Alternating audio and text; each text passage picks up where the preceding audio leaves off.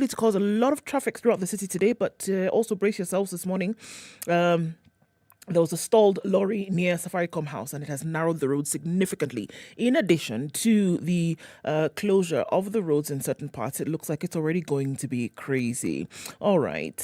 We also see some traffic building up already coming on Mombasa Road, heading out into the city, coming off of Thika Road also. It's piling up. So we'll take a look in what happens when more folks are on the roads. But for now, it looks you can get through by the skin of your teeth, but let's keep an eye on things, all right? Talk to us also, SpiceFMKE on Twitter. Text us on 40127. Let's see how we can make it better as we move this Monday morning.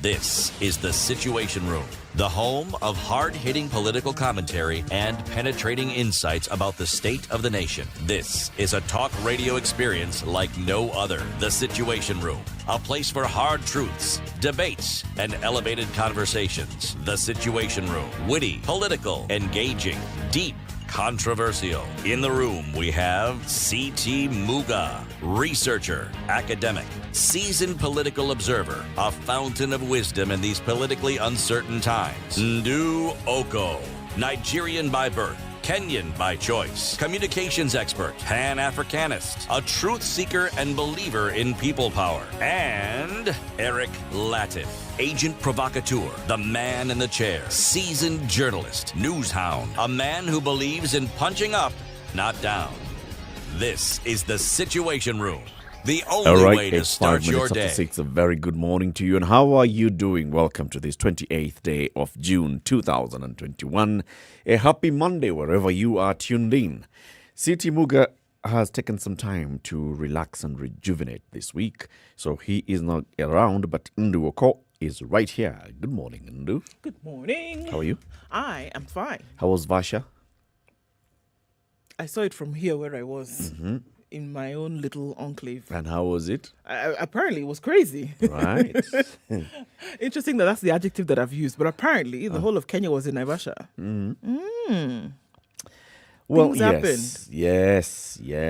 There was proper attendance of people going to spectate the safari rally. It was a good turnout.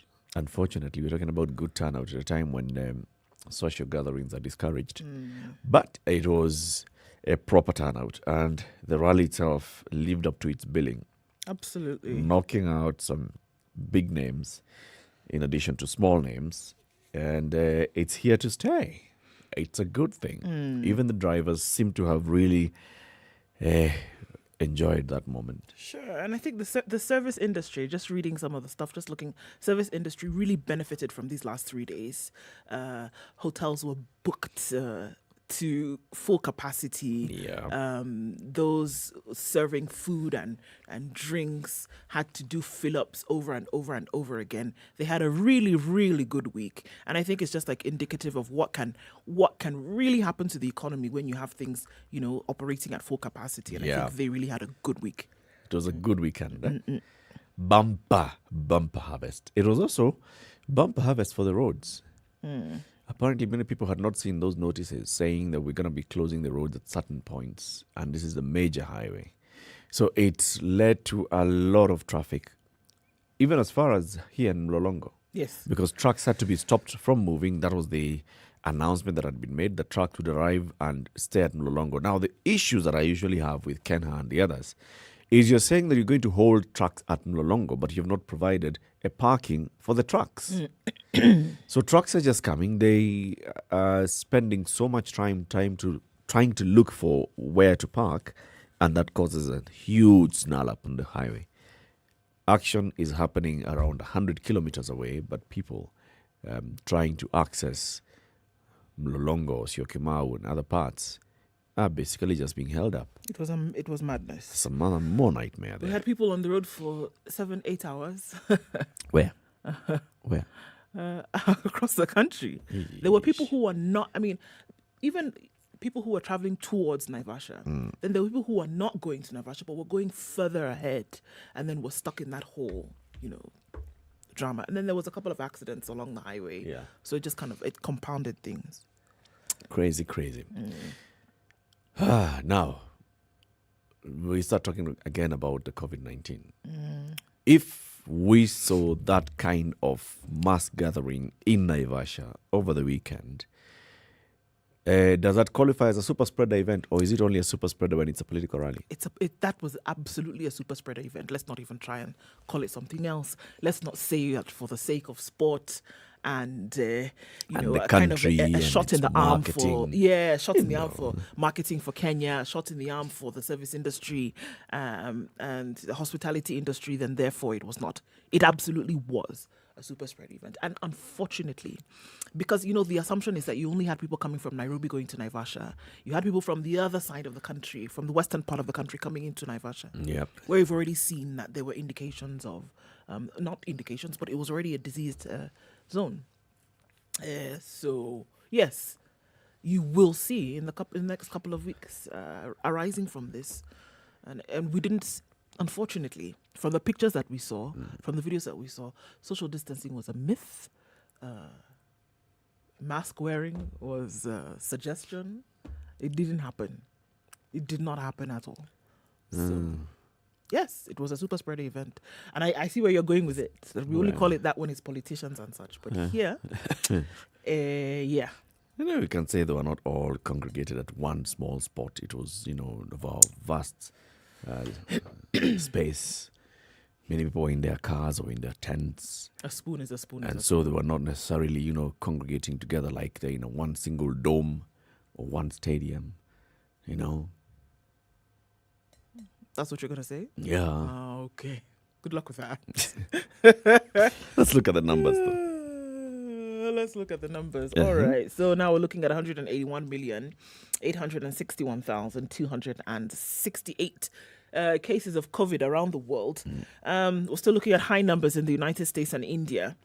Brazil also up there. But then we also see that Australia is in a lockdown. And another year running, just getting into the summer months. Everybody had booked their holidays, ready to go to different parts of the country or to leave the country for this. But the Prime Minister shut it down, said you're not going anywhere. And as we heard in the news, we see that the Delta variant is affecting quite a number of people. And they have 100 plus people having been infected with this. And they're really worried about whom they may have come in contact with over the last couple of weeks. And so they're doing their due diligence in terms of contact tracing to find out how far that went. But it's quite a worrying trend. Australia had been able to keep their borders, quite clean in terms of cross-infection. But now it would appear that that's just not happening right now. They've had to shut things down. So they've gone into another lockdown to try and stem this. But it does not look good at all. If we just look at the numbers that Australia was dealing with in the most recent past, 30,504. But in the last couple of days, if we're looking at now, just yesterday, they realized 5 new cases. Now, these 5 new cases are in addition to the 95 odd cases, and all of them, which is what is worrying, are of the Delta variant. Okay? So an entire continent has recorded 5 new cases, and they go on a lockdown. We must also understand that in the last few months, they had not realized even one case of COVID. Okay. But right? they have gotten, we're talking about 5 cases. No, 5 cases yesterday, 100 cases over the last couple of days. Okay, 5 cases yesterday. Yes. 100 cases over how many days? Over the last 3-4 days, All yes. right. How many cases are we getting in the country? Kenya. In Kenya? Yes. 600 odd cases. Right. No, but they're taking A country, not a continent. No, they're taking this thing very seriously. Yeah. Yeah, and all, like we said, all of them are the Delta variants, which is a lot more dangerous from what we've seen and heard. So they have never joked around with this and gotten to the point where. So what's the extent of their lockdown, though? Well, everybody's at home. Is it like a total lockdown? Don't get out of the house, or is it lockdown of reduced movement? Don't go to work.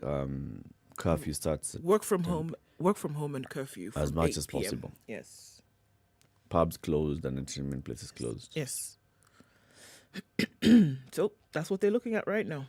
And New Zealand, same.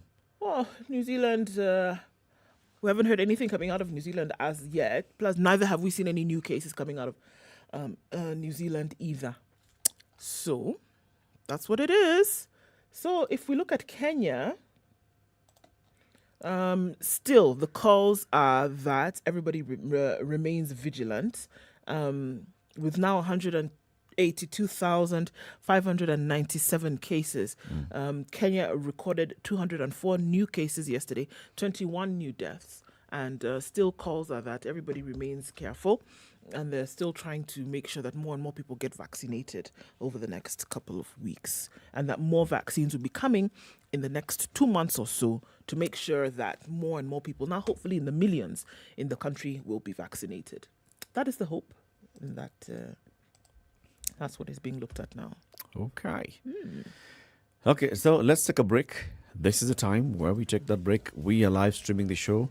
Wherever you're tuned in, let's hear from you as well. SpiceFM KE, YouTube, Facebook, and Twitter. This is Kenya's biggest conversation, the Situation Room, coming up to 6:15.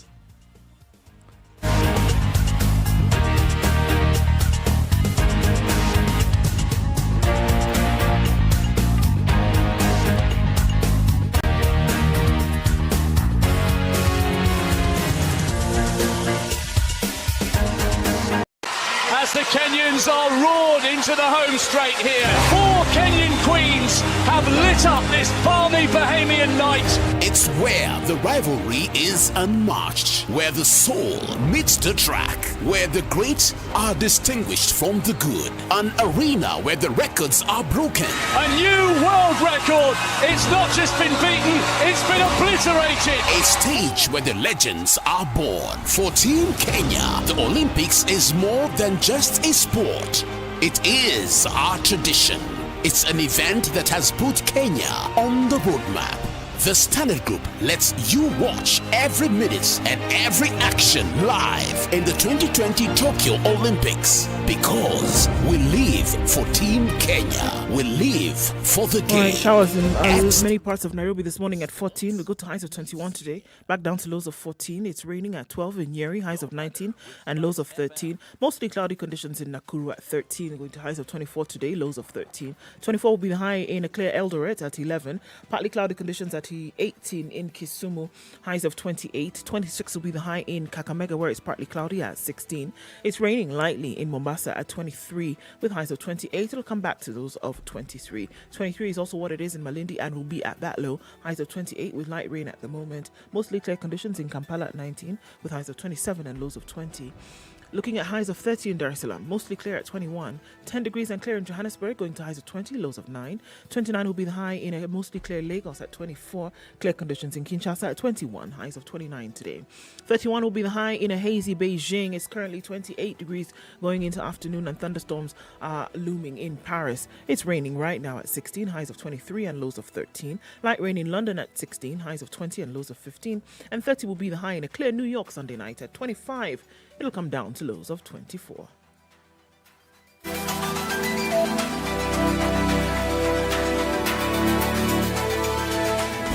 Classic soul, R&B, smooth jazz, neo soul, and nostalgic ballads. Make some noise. Yeah! You're listening to Spice FM. Mature, intelligent talk every morning.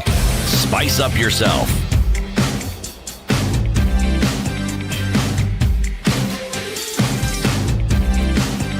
Mornings done right.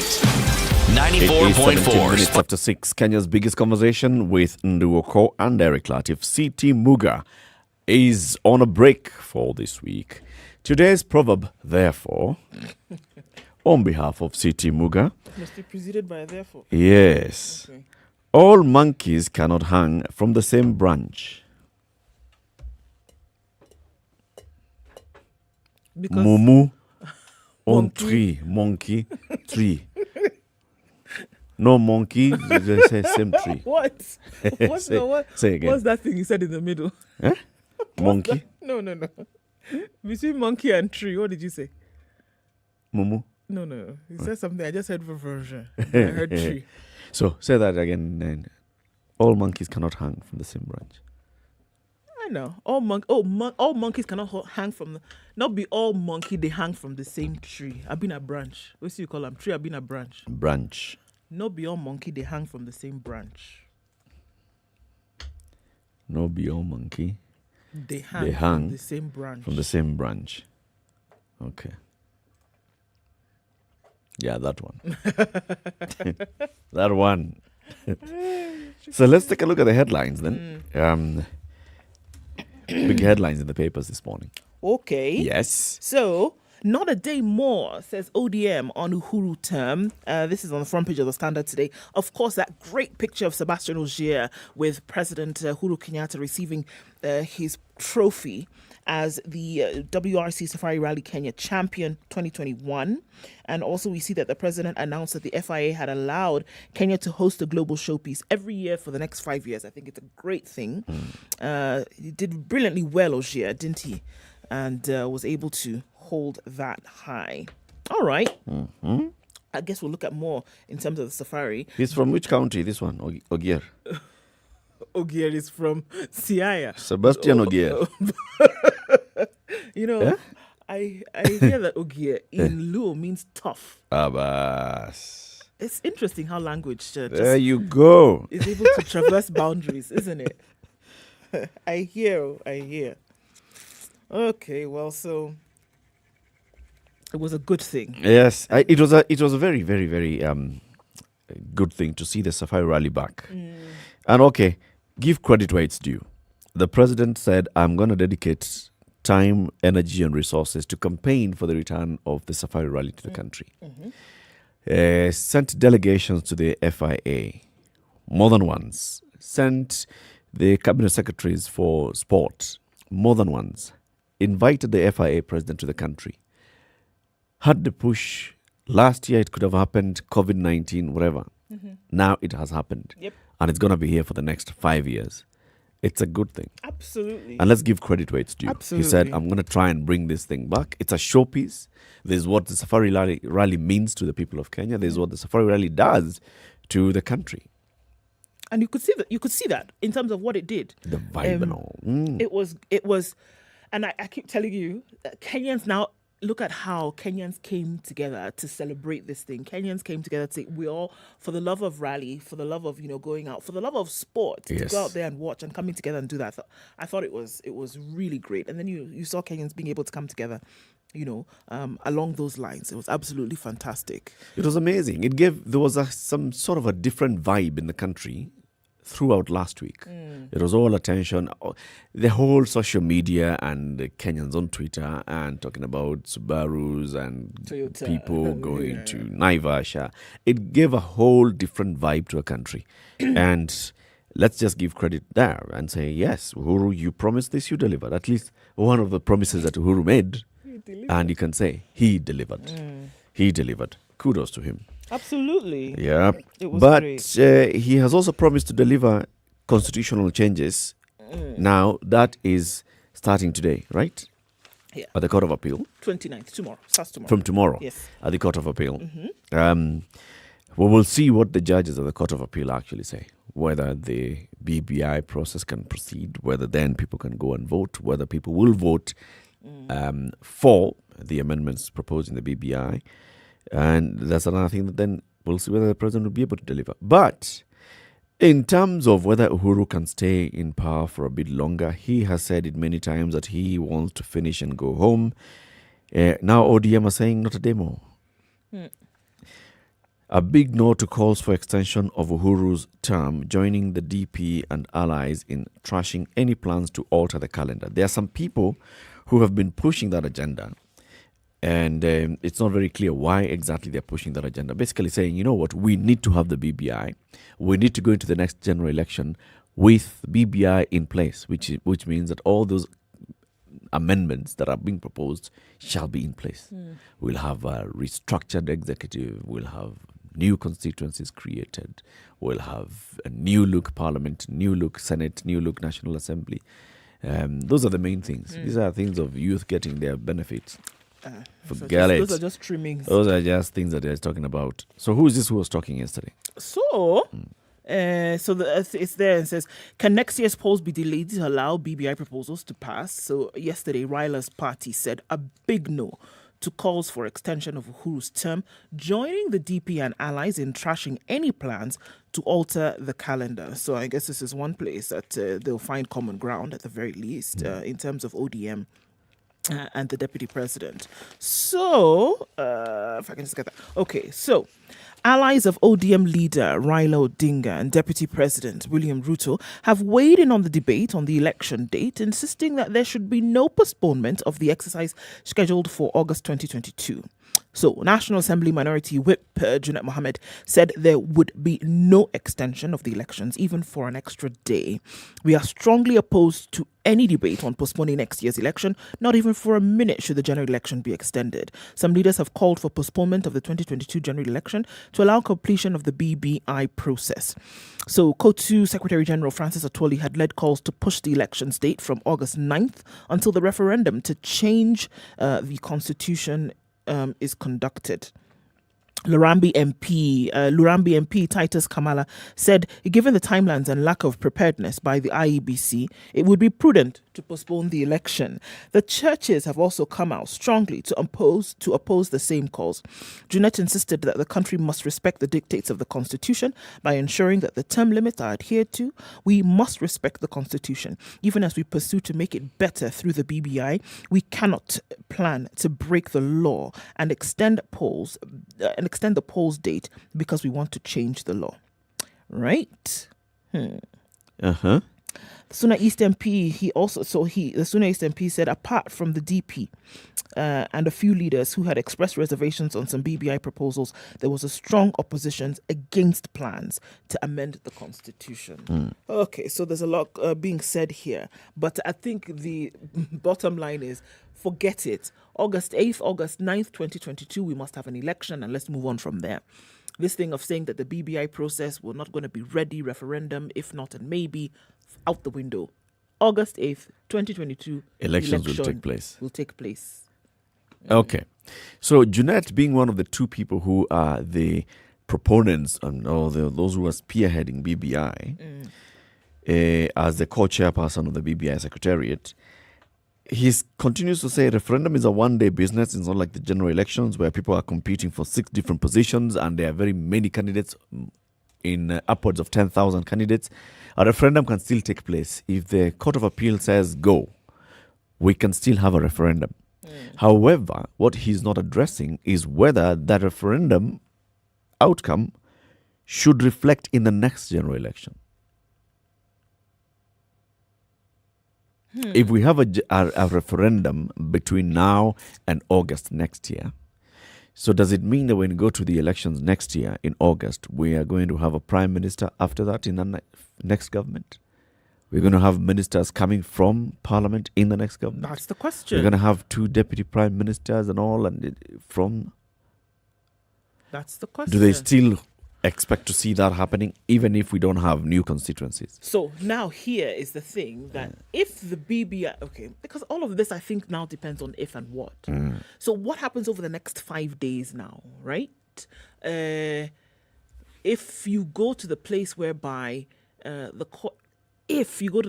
court says, all right, BBI, go ahead with it, there are certain things then that will happen or are supposed to happen, referendum being one of them. Referendum goes through, and again, we're dealing with an if situation. Yep.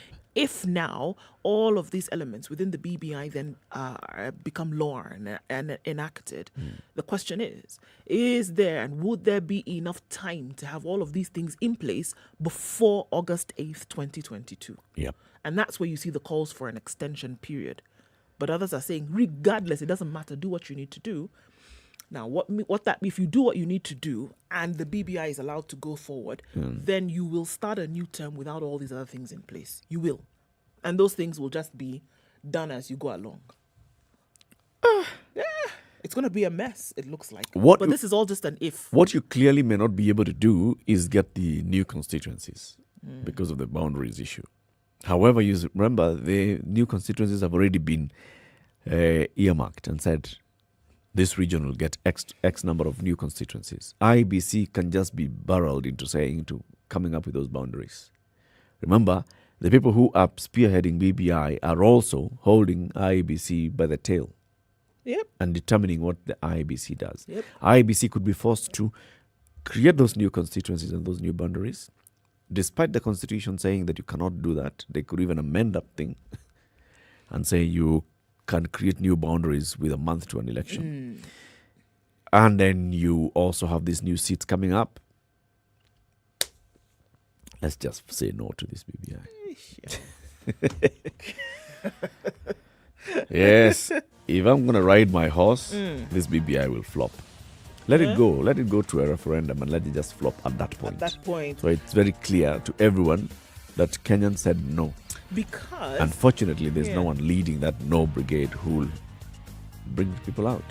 Because at the court, as you're saying, should it be decided at the court level, there's always the reason that would be given to it to say, well, a bench is biased here, this, that, the other thing. But if it's taken to the people and the people are the ones who decide, then you move on from there. Yeah, unfortunately, also the people, there's a risk. Okay. It could be rigged for. The people could come out to vote no, but what is on the paper at the end of the day, totally different story. Yay. It's 6:30. Time for another break. Let's see how the roads are looking this morning as we say hello to people who are online shortly. Good morning.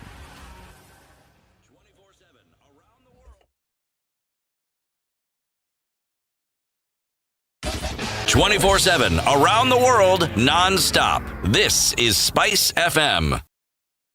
Hello. Halo, umesikia? Nimesikia nini? Hujasikia habari? Hebu acha nikuambie. Kile kimetokea. Hello? Hello? Hello?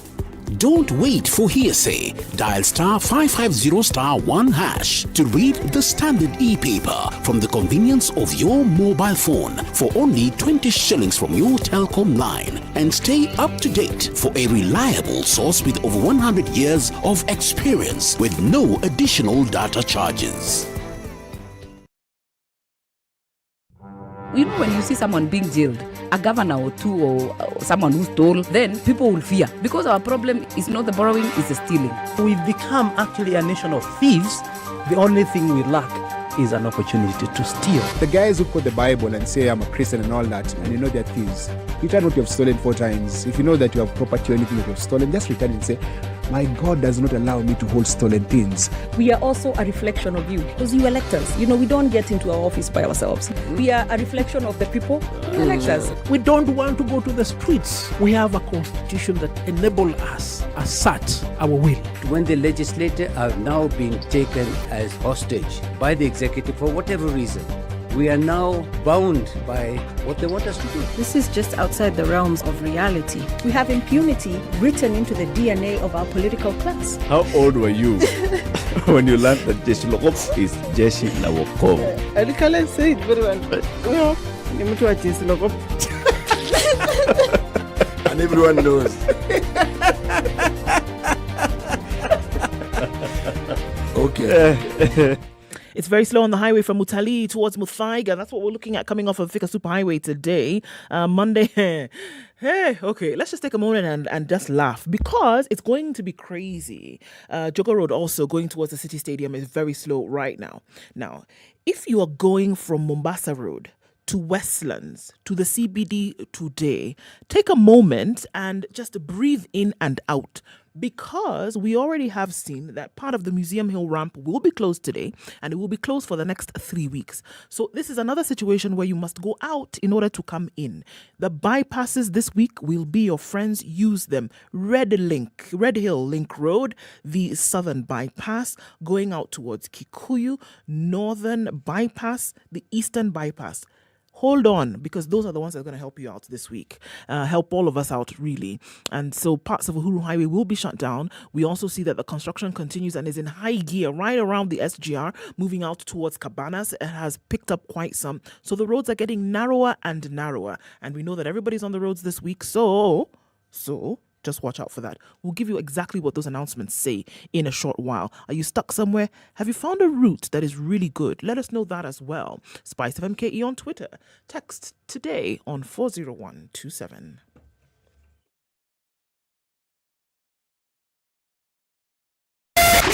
Spice FM, Malindi. Mature, intelligent talk every morning. Spice up yourself.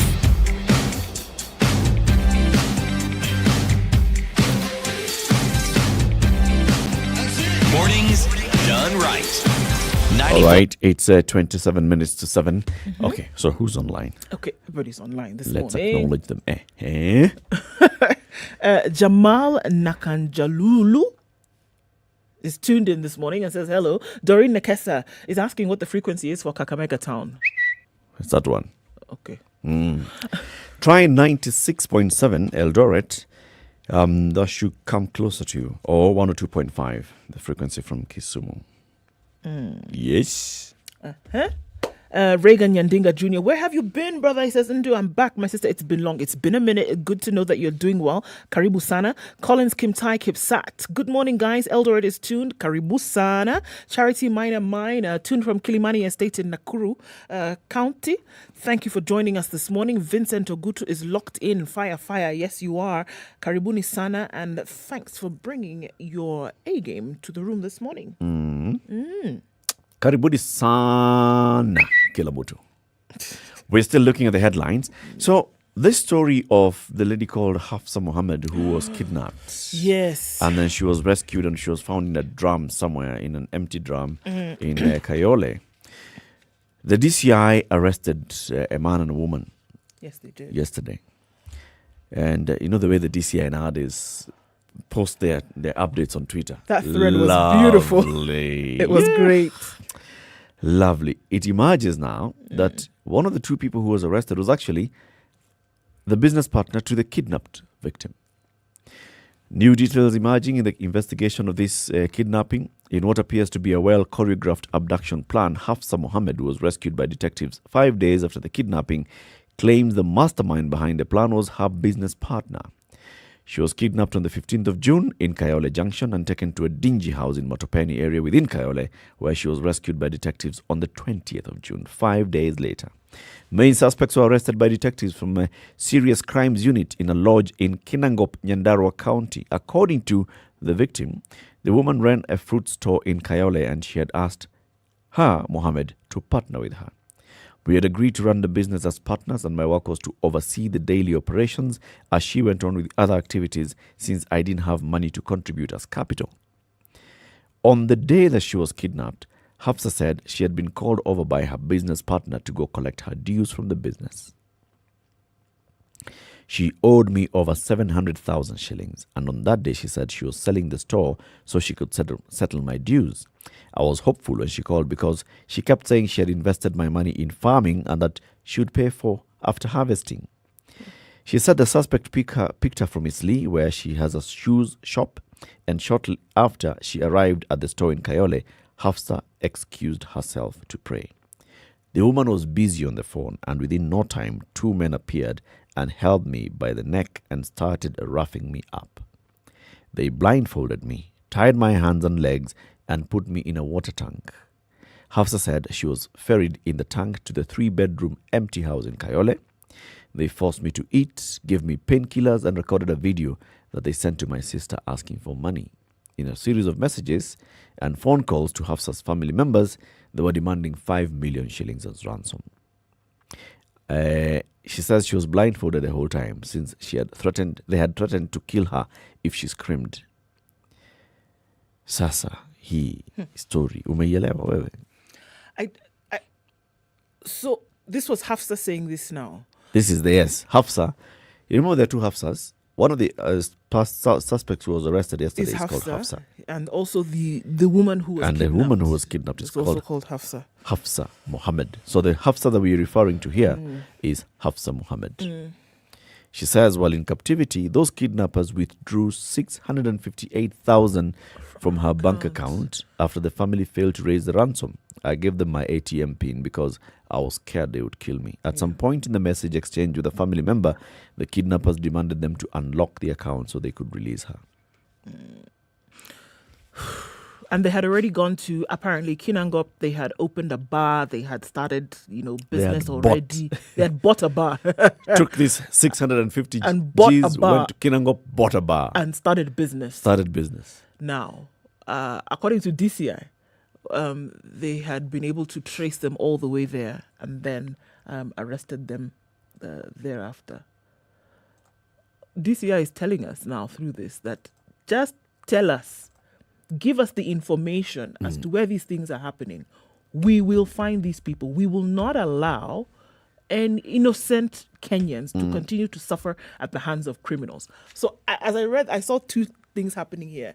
In that, it was terrible that this woman was, kidnapped in the manner in which she was, and that, this happened. Yep. But on the other hand, it seems like a renewed vigor that DCI has and says, what, all we need just is the information. We will crack it. We will crack this case open. Don't worry. We're on top of things. We got you. It also is emerging here. I mean, in all cases, just like where it's always been known that in such kidnappings and such, it's always somebody who's close to you. In this particular case, she was lured by a business partner. And there was a reason why they needed to meet. And then she's kidnapped and they ask for this money. Now, the thing is, you ask yourself, the business partner, how did she escape? How did she expect to get away with this? Because even if the ransom was paid at 5 million shillings and you release the woman, she'd come and say, this is the person. This is the person who, because they saw you. I ended up here because I was picked up by so-and-so who is my business partner who owes me money. And that's how I got kidnapped. I don't know. Unless they had a different intent thereafter receiving the money, Yes. never know. Unless they wanted to see if they could, do away with her completely after they got the money. Because it was clear that their hope was that they would get this 5 million. And by the time, I know it's stuff for the movies, but by the time that they had seen her and known that it was them who had taken her, that they would have wanted to, do away with her completely. You never know what the intention was. Yeah. But crime is becoming more and more bold, or rather the criminals are becoming bolder and bolder now. Does it mean that desperation levels are rising? Does it mean that, people are willing to do anything to make sure that they're not in a position where they are suffering due to lack? People are doing a lot more than they would have criminal-wise now. Is that it, few or is years it ago. more reporting? Are they Just more look at the daring? Yeah, sure. A lot. If it's more is being reported, then more is happening. 1, 2. The things that we are hearing is that it's a lot bolder than it was before. A lot bolder than it was. Even of those that were reported, it was by the time you're showing your face to somebody and such and saying that you give us 5 million, and you're gonna get the 5 million. This person has seen your face. They know your identity. Then of course you can only assume that they had an intent to get rid of you. I think there are waves. Because if you remember, there's a time when carjackings, especially of cash in transit, was rampant. Yes. It was bolder. There's a time when daylight bank robberies by armed thugs coming in and shooting as they flee was happening, and it was rampant. It was bolder. So I think it's a cyclic. You're right. Because right now we don't have those kind of things where you're just hearing some gunshot somewhere and it's thugs in a bank. This is true. Or cash in transit vehicles just being sprayed with bullets, like we're seeing in South Africa, for example. And then we expected that to be the norm. Because I remember during Westgate, and we were inside Westgate, and I heard the gunshots the first time. In my mind, as you're saying this, I just remembered in my mind, It I was was like, bank robbery. It's just a bank robbery. They'll be out in a minute or two. For real, those are the thoughts that went through my head. And then after some time, you think about it, years after that, it didn't really happen anymore. And then there was a different kind of crime. So the same thing even at Dusit, Yeah. at 14 Riverside, Yeah. because there are two banks near there. Yeah. So the initial thoughts by even security people was, well, there's an ongoing bank robbery. Not really that there's an attack at 14 Riverside. Right. It was along this Riverside Drive, because there are two banks close to one another. It's one of them that's being hit. I guess it's possible. Yes. It is. Yeah. Another story. Yes. So, how the coast will benefit from the maritime project. So, remember we had this, we talked about, okay, so the Lamu port being open, but how is this actually going to benefit the lives of Kenyans at the the bottom? Are we looking at increased jobs? What? Yeah. So coast governors have agreed to support multi-billion marine projects initiated by the national government to spur the blue economy in the region and create job opportunities for locals. The 5 governors said the projects spread across 5 counties will be instrumental in improving the livelihoods of residents who rely on fishing. They pledged to work together with the weekend launch. This was during the weekend launch of the 10 billion shilling Kenya Marine Fisheries Socio-Economic Development Project. Okay, that's a mouthful. By President Kenyatta in Mombasa. At least 19 sub-counties in Lamu, Mombasa, Kilifi, Kwale and Tana River counties will benefit from the project. The president said the project will enable annual harvesting of 300,000 metric tons of fish, process and extract value of more than 100 billion annually. It is also set to generate at least 12 billion shillings in tax revenue and create 60,000 jobs in the next few years. They allocated a further 2.1 billion for the establishment of a tuna fish hub at the Liwatoni in Mombasa County, and 1 billion shillings for a fish processing factory in Lamu County. So as we're asking all these questions, what's going to happen now with this maritime? This is what is in the plan, and saying that, you know what, it's nice that it's a national project, but it must filter down to the people. It must go to the people. And it's also then important to see what the county governors are saying, yes, we support this, but what exactly are the counties doing on the ground to take advantage of this? Because yes, there's billions of shillings that's going into the Liwatoni. It's also 1 billion shilling going to the fish processing factory in Lamu. The legislators are talking about making it easier for people to fish by looking at the laws and reviewing the laws. Right. How to fight the trawlers, foreign trawlers who are coming close to Kenyan waters for fishing. But beyond all these things, when you talk about the blue economy at the coast, it's not just about the fish. There's also a lot more that happens. There's the mangrove. Mangroves have some serious economic value. There's what happens there. Mangroves also become the breeding grounds for very many marine animals. So there's a lot that is happening, but it's just not being highlighted well enough.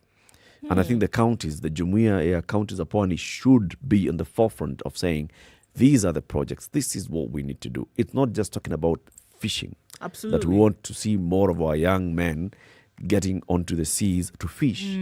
But it's what else can be done economically around this region. Sure. I mean, I'm thinking about education and, marine studies and things that can be done off the coast of Kenya.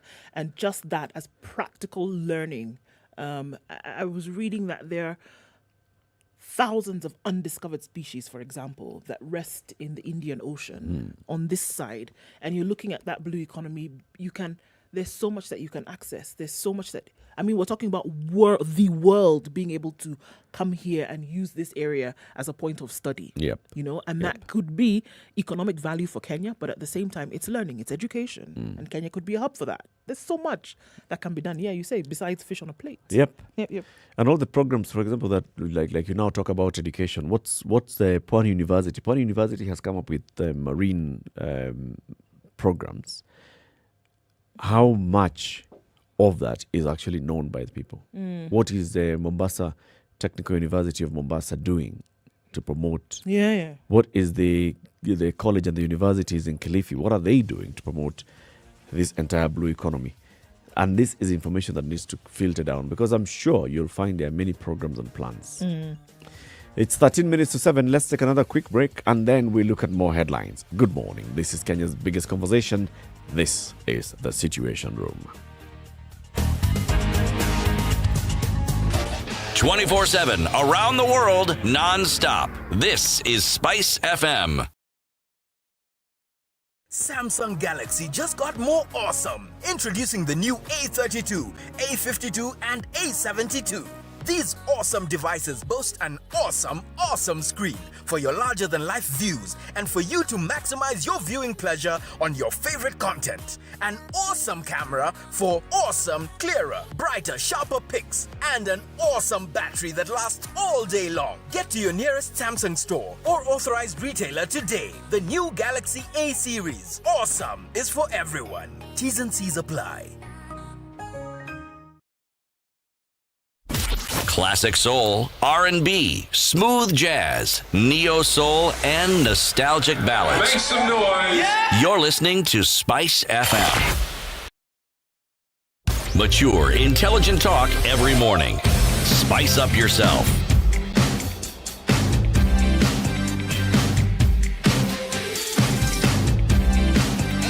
Mornings done right. 94.4 Spice FM, Nairobi. So lately we've been talking about innovation for a while. We've had interviews with the CEO of the Kenya National Innovation Authority. We've talked about innovation from various other fronts. There's a photo here on page 8 of the Standard. John Morris, 26, from Rongo, was barred by police from flying a powered glider which he had assembled at Dragana Airstrip in Suna West Sub-County yesterday.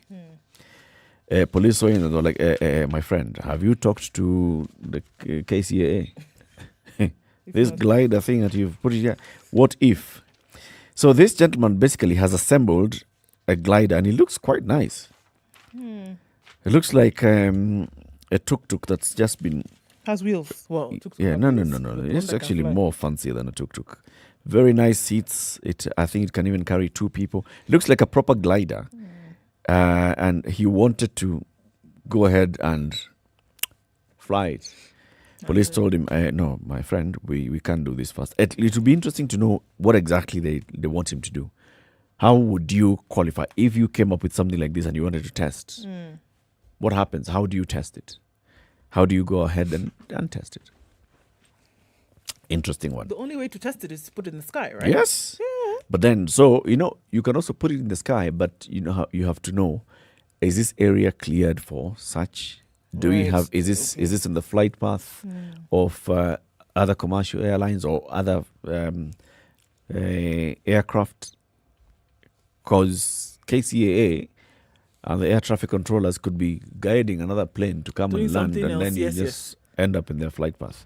So it's very important that this is all harmonized. And I hope that's the kind of information that they're seeking to get from him. Another innovation, a story on innovation. Scientists at the University of Nairobi are studying the vaginal secretions of volunteers to develop a vaccine that stops the HIV virus during intercourse for women only. Sorry, what? Have you understood? No, let me do the second paragraph. The scientists attached to the Kenya AIDS Vaccine Initiative, CAVI, are using women due to their high predisposition to sexual infections compared to men. Okay. Their genitalia have a wider surface of interaction with the virus, doubling likelihood of infection at 6.6%. So now,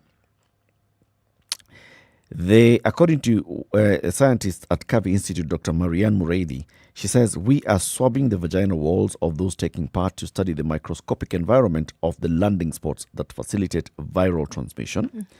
The other link to higher infection is use of contraceptives, most of which have chemicals which change the vaginal environment, and the scientists will thus use mucosal analysis to develop a vaccine that will stop the virus at the point of infection for women. So what they are doing is they are studying the vaginal secretions and everything else within to see if we understand this, then we can come up with a vaccine that can stop infection. Yeah. At the point of intercourse. This is very interesting. And it will benefit the woman. This will be for the woman. The woman only.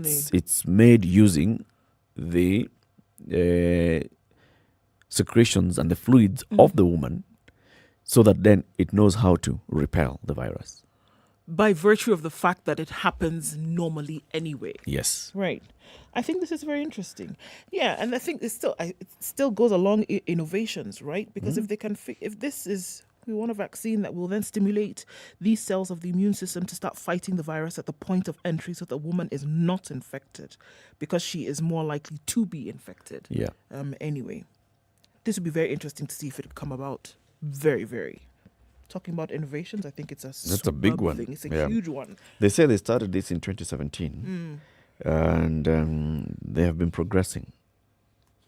Innovation, again, homemade. Homemade, for sure. Okay. Poor rains leave maize farmers counting losses, and the country is at risk of starvation. We have seen that there's not been enough food in the last 9 months or so. This has been something that we've been talking about. We also looked at where the government was then providing relief food for some areas of the country. But now farmers in the North Rift should be top dressing their maize crop now as they await flowering. It's not happening. The reason? There have been no rains. And the situation has been like this for the last 2 months. Rain facilitates absorption of fertilizer, obviously, applied to the surface layer of the soil during top dressing. However, rains have been erratic since this planting season started. Farmers are a worried lot. No one is talking about a bumper harvest because it is highly unlikely due to the prolonged dry season that has seen maize and wheat wilt in most parts of the region. Problems started early in the year. First, farmers were not able to plant in February, as is always the case, because there were no rains. Planting was therefore delayed until late March and April. Ideally, it should take between 2 to 3 months for maize to start flowering. It is around this time that farmers do top dressing and apply other pesticides. This is not happening again because the skies remain blue. The shortage of rain is spelling doom for maize and wheat farmers. It will hurt not just the economy of the region, but the country's effort to attain food security as well. We're looking at the North Rift as the maize basket of the country. And if they are having this problem, it's going to be an issue. The cereals board will not have anything in its barns. We're probably going to, again, be looking at a situation whereby we're going to be importing maize. So we'll have issues with production and harvest. Yes. And it's not that maybe it will get better, because if we were to have a bumper harvest whereby there would be enough to store in the barns, this is the time where you'd be expecting that rain to be coming down in droves. Yeah. It's not happening. Yeah. So a bumper harvest is not going to happen. We can say that now.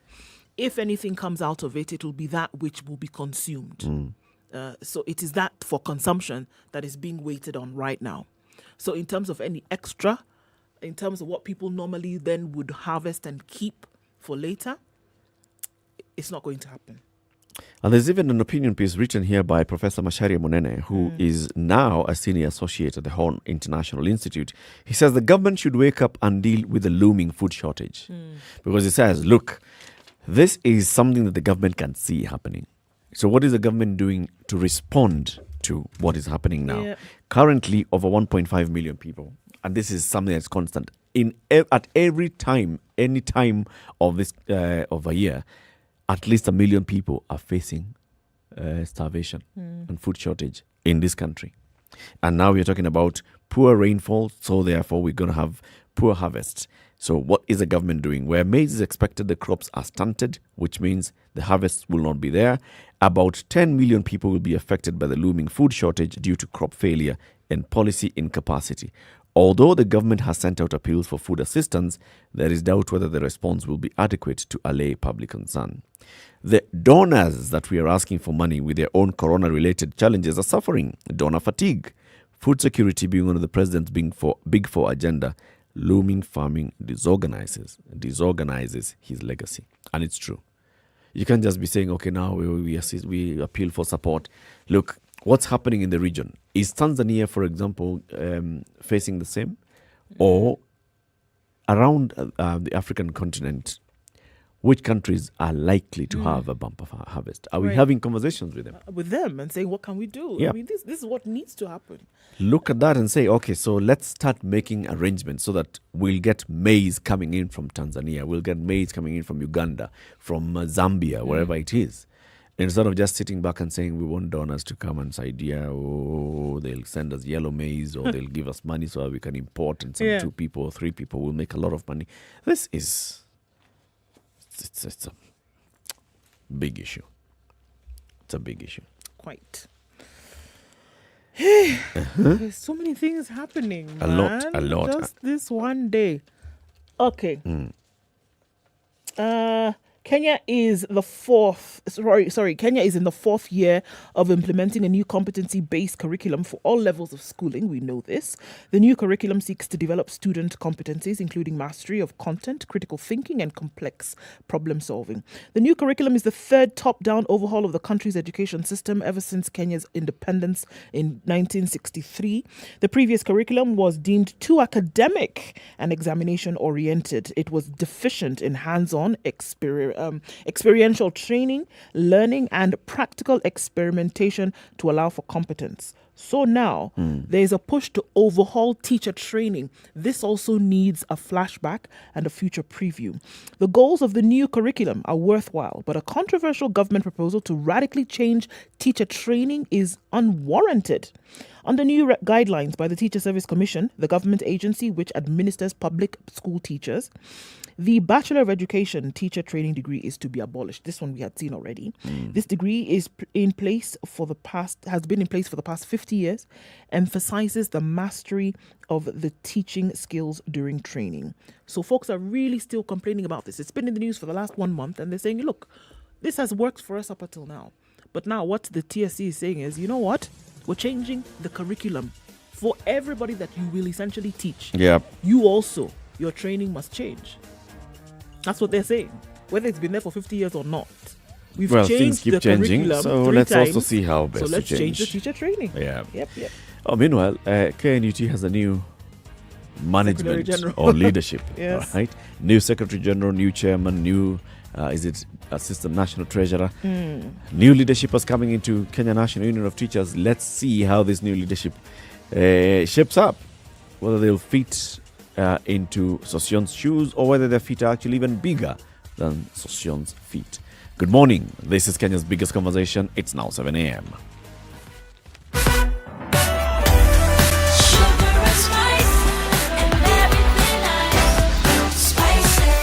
Spice up your life. The latest news from around the world. 94.4 Spice FM.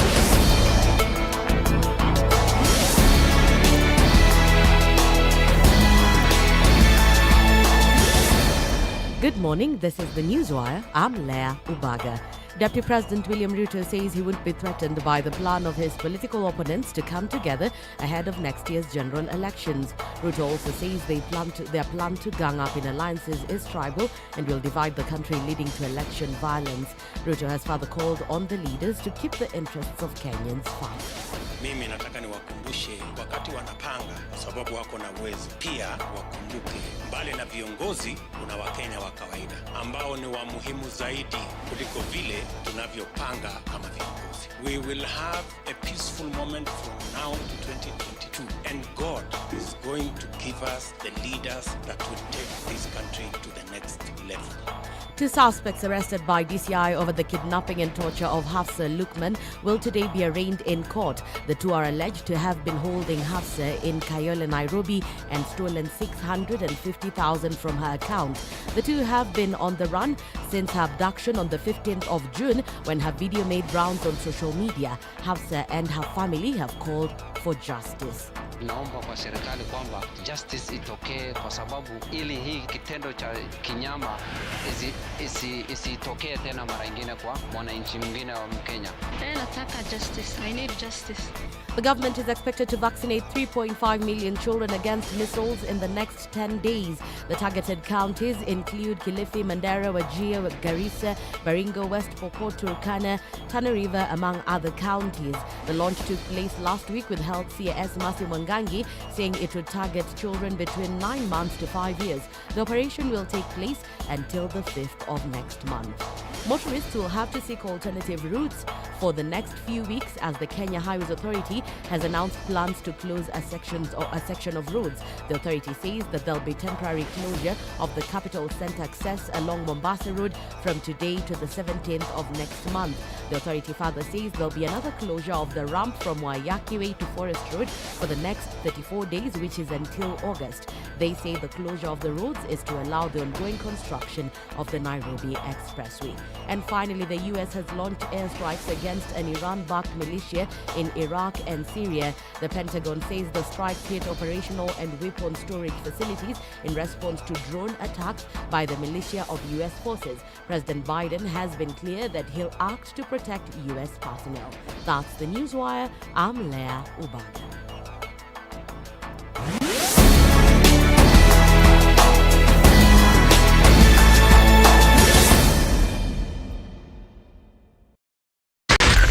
SpiceFM, Nakuru. Right, so we're looking at probable chaos this morning as the ramp that connects Westlands to Thika Road at the museum ramp actually closes, and that starts today. Westlands straight to Forest Road is probably the best option. Don't go via Museum Hill, just go straight to Forest Road following Muthidi Road. That'll get you back on course. Waiyaki Way is a nightmare. Everybody's crying. Yes, it is. Remember, if you're in Westlands and you're trying to get towards Thika Road as you would normally go via the Museum Hill ramp, just go straight. Use Muthidi Road, come out at now that intersection, and you should be all right. There was an accident that happened up there next to Safaricom House. That was on Waiyaki Way this morning. Hopefully that has been cleared out and it will not be too much of an issue. Muthaiga, Kiambu Road, headed from Karura Forest, heading out towards the Muthaiga Square is thick. Hot and heavy happening there. Already 4 lanes and probably building up as we go along this morning. It does not look good. The bypasses are what are going to save us this morning. Let's you look out for those and use those, shall we? SpiceFMKE on Twitter. That's how you can get in touch. Text us on 40127. We want to keep things moving. Let's try as much as we can.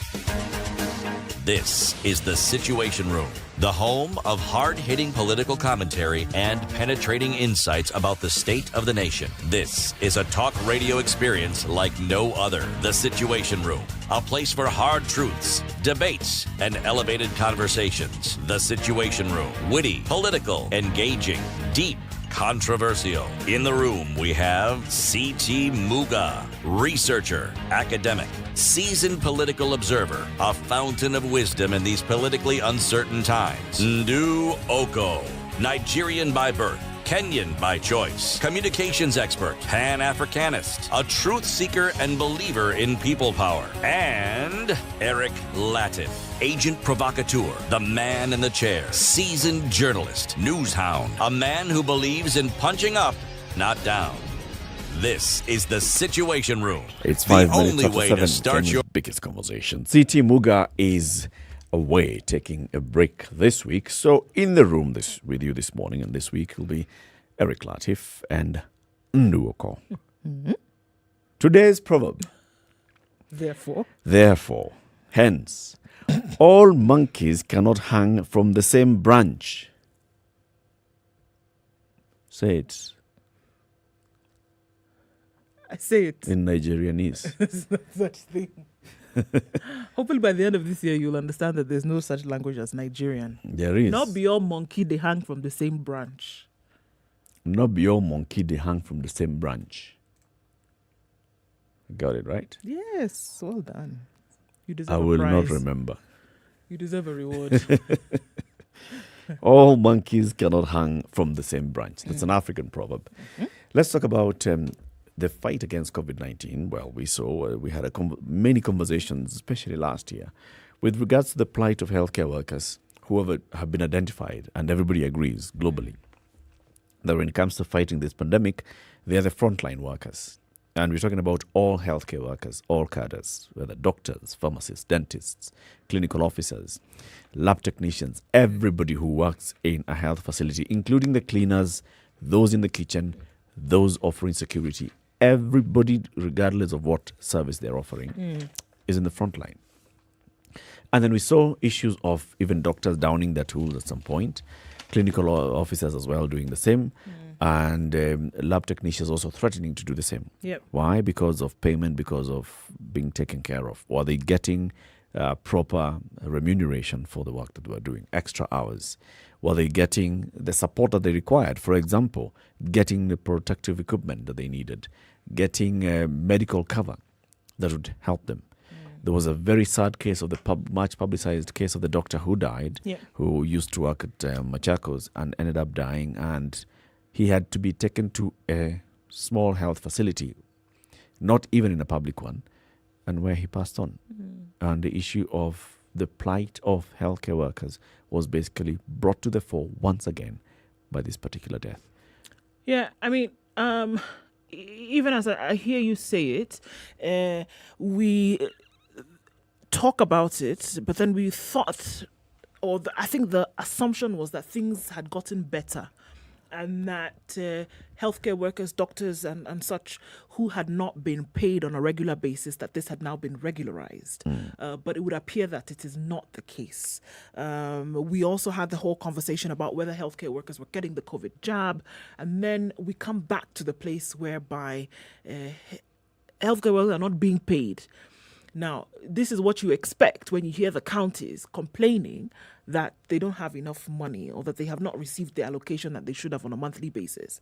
So you would not be surprised that healthcare workers fall into now this lot of folks who also have not been receiving their pay, because counties who essentially pay them also have not received the money that they should be receiving, and so then they're in arrears.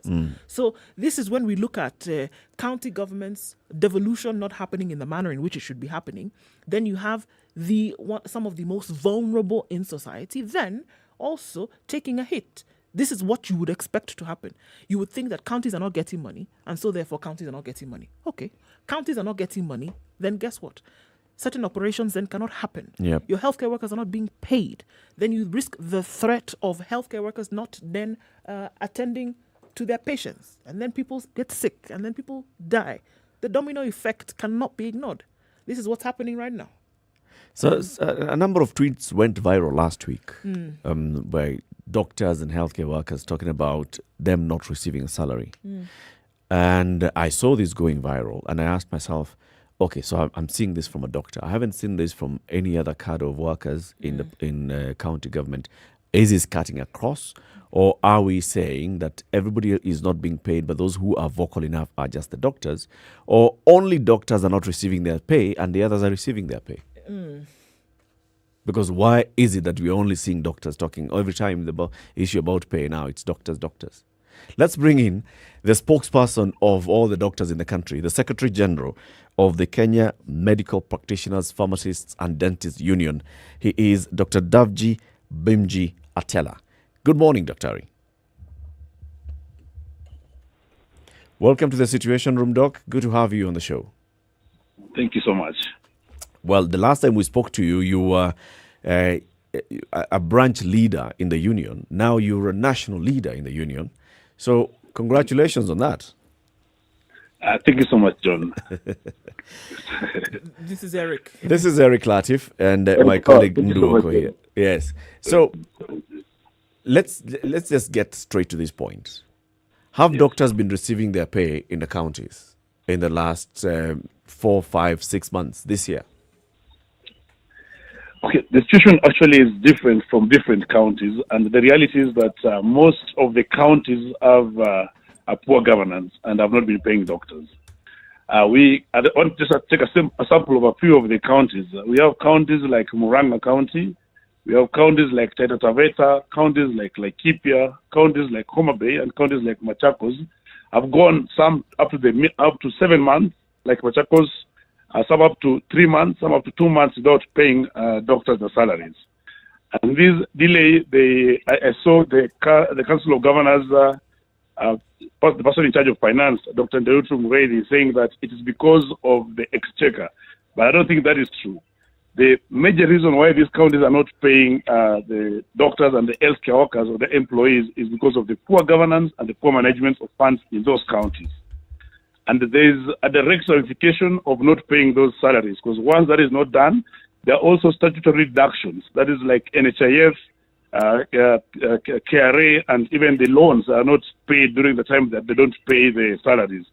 And we saw in many places, the doctors go to the hospital to get services, and they're not able to be given those services because the NHIF are not able to cover them. And this case in particular, we saw a specialist in Murang'a who was detained in the hospital in Mpisha for more than 3 days because the NHIF was saying the county government of Murang'a had not remitted the dues for a period of more than 4 months. So this case of counties not paying salary is quite common, and it's not something that is auguring well with the welfare of healthcare workers. At the same time, these people who have not been paid salaries are expected to wake up every day in the morning and offer services to wananchi or to the Kenyans in the hospitals. So this is actually a very bad situation. Are you are you saying essentially, Doc, that there is a lack of will to then pay health workers, to pay doctors, even if the money doesn't or does exist? I'm saying this money does exist because I want to give you an example. As you said, I was previously the branch secretary for Southwich, where in 2015, 2016, 2017, there were issues in Nakuru County where every month doctors were on boycott or were on strikes because there were no salaries. But when the government of the day was changed to the new government from December 2017 to date, there has not been salary delays. There have been salaries are being paid every month. So there's no way one county will be paying salaries on time, and then the rest of the counties will be saying that they're waiting for funds to pay the salaries.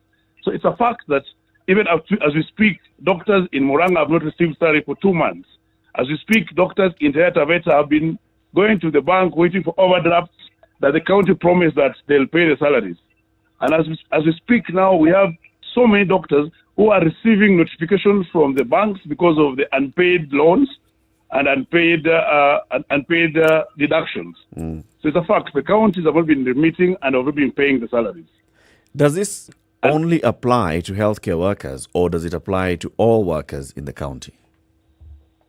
The way devolution came about, a bigger chunk of the workers in the counties are healthcare workers. And as you see, I think they form about more than 50% of the workers in the counties, the healthcare workers, because of the devolution. So the people who will feel the itch or the heat of salary delays are actually the healthcare workers, because they are in the counties. For example, somebody lives and works in Murang'a. They have livelihood dependent in Murang'a. So when they're there, the 2 months no salaries, they have to speak. Their voice has to be heard. So it's healthcare workers that are heard mostly because they're the most devolved in the new constitution. Okay, so I'll ask the question again. Is it that all workers have not been paid? For example, in Murang'a, when you say there's 2 months arrears, is it 2 months arrears for all workers, or is it 2 months arrears for only healthcare workers? It should be. It's 2 months arrears for all the workers in the county. So you said, for example, you given an example, Murang'a, 2 months. Was it Machakos that you said 7 months? Yeah, Machakos has been involving doctors. In Machakos, it's particularly only doctors in Machakos. Okay. Because Machakos has a big shortage of doctors, and it's been engaging doctors on contractual terms and some on locum terms. So we have a number of doctors that were engaged 7 months ago, and they've been working diligently and offering services in the Machakos Referral Hospital and other facilities, but up to date, they have not been paid any money for any month. We also have the doctors who are working under UHC, who are working in COVID centers, who have worked whose contracts were renewed by the Ministry of Health. For the last 5 months, they have not been paid. You see, the reason I'm asking this is because of what you've just brought out. There are some doctors who are working in the counties, but they are supposed to be paid under the UHC, which is a national initiative. Yes. And then there are those doctors who've been contracted by the counties on, a contractual basis or on locum, like you said. And then there are those who are permanently employed, hired by the County Public Service Board. Yes. So does it cut across in all these counties that you've given examples of, Homa Bay, Machakos, Laikipia, Taita Taveta, Murang'a, and the other counties, that all workers are not receiving a salary, or is it some delay for some specific group of people who turn out to be doctors? Okay, there are situations like in Murang'a where all the workers have not been paid, and there are Murang'a and Taita Taveta. Then there are situations where the doctors who are on contract terms or on locums who have not been paid for the periods that have been working. And there are also a particular number of doctors who are working under UHC, which is a national project, MOH project, who also have not been paid. And this is not a small figure. That those doctors, for example, those ones in MOH are over 200 doctors. Yeah. Yes.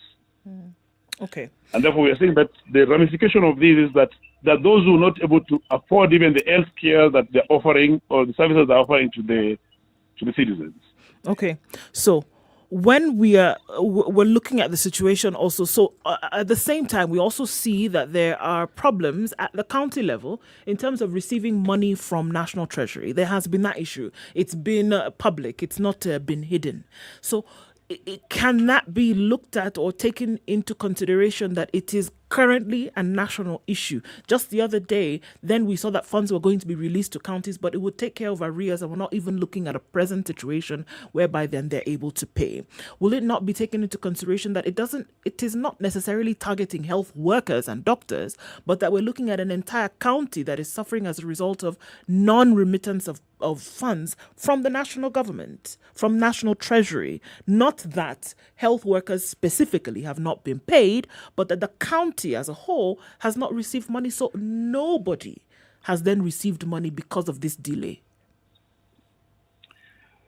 My concern with that's actually a fact that there are delays from national to counties. But somebody will ask that, why is it that not all the 47 counties suffer the same situation? Because you realize that majority of the counties will be paying salaries on time, regardless of the remittance compared to the others. There are a number of times that this has been happening, not only when there's this delay. For example, we saw last year the doctors in Mombasa going on strike because the banks were giving them notifications because of the delay of payments of the loans. This was not because there was no remittance from the national. Majority of the counties happened because of the poor budgeting and diversion of funds which are meant to pay the healthcare workers or pay workers to other activities within the counties. Do we see this replaying with the same counties across the last 2 years, for example? Like, could we say that these counties that you're giving an example of have become notorious from the beginning, from, let's say, the beginning of last year? When it comes to the issue of delay of payments of salaries, you can tell for a fact that this county is going to be among the list. Or are there some counties that are just emerging now and coming up as issues of concern, while others were concerned last year and now they are doing much better in terms of paying and remittance? I think when we look at, because there are times when many of the counties are involved and there are times that not many as such are involved. But there's one thing that is very clear that I keep on checking. If you look at the years I've told you, in 2016, 17, 15, 16, 17, there's a particular county, that's Nakuru, that was not paying salaries on time every month. But then when there was change of leadership and governance in that county, there's no single time in 3 years that salaries have delayed. That means it actually comes down to the same other counties that have been having these delays. For example, this is not only the salaries. There are some counties which have also not been remitting this certain reduction for a period of more than a year. Some up to 2 years. Okay. Now, obviously, this is something that is not just coming from your desk, but that from what you're saying, that is felt then from county to county. Now, what is the form of recourse here to say that, can we do something about this? Who has been approached? What would they say is from what you're saying, is more than not just having, it's more than just not having money or not having funds, but it goes beyond that. So who's addressing this issue? Taking into consideration that under your administration, it's not the first time that we've heard about this. We've heard this under the previous administration, the previous Secretary General, the one before that. What can be done about this situation? I think it's a high time that the leadership of the counties really tend to recognize the value of having the healthcare workers and actually they are taking care of their welfare. Because when we have healthcare workers working without their salaries, working without the health cover, that is because they have not remitted certain reductions, it also affects their mental states. So generally, our action as a union is, first of all, to involve the society, because through that, we managed to change what was happening in Nakuru by changing the leadership. And therefore, we'll ask we have a plan to involve the society to change the leadership of these counties that are continuously failing. Number two, we are trying to involve the ministry and also the treasury and the parliamentary organs to ensure that the funds that are released to the county meant for workers actually going to the workers. The other thing, we have been agitating and advocating for Health Service Commission, because with that, we are very sure that there will be no 47 centers of power that will be one day emotional and not pay salaries, and the next day divert the funds, and the next day pay the salaries. Yes. The issue of leadership, and you started off with this issue of leadership, and you're still maintaining that leadership at the specific counties is playing a big part in what we are seeing in terms of remittances and payments. But is it just because of leadership, or are there other factors that are coming into play? For example, you said Nakuru, in the previous administration, there was notoriety. In the current administration, there is remarkable difference in terms of payment. But then Murang'a has had the same governor for 2 terms. Homa Bay, Machakos, same governors for 2 terms. Taita Taveta and Laikipia are the ones that have a different administration. Give me how it looked like in the first term for these ones that have same governor, and how it looked like for the first time for these ones that have a second governor, so that you can clearly demonstrate that leadership is the issue here. You know, we are almost into an electioneering period, so most of the first-time governors would actually work to ensure that they retain the seats. But then also those governors who were in their first term, during the first term, they were working to retain the seats or to be re-elected during the election of 2017. And the places where we have big problems, like in Homa Bay County, where healthcare, we can say, is not working completely, and in Murang'a, where there's been big serious issues, and these are governors who are exiting their positions in the coming election. So most of them are really not concerned or concentrating on the issues pertaining to the welfare of their counties per se.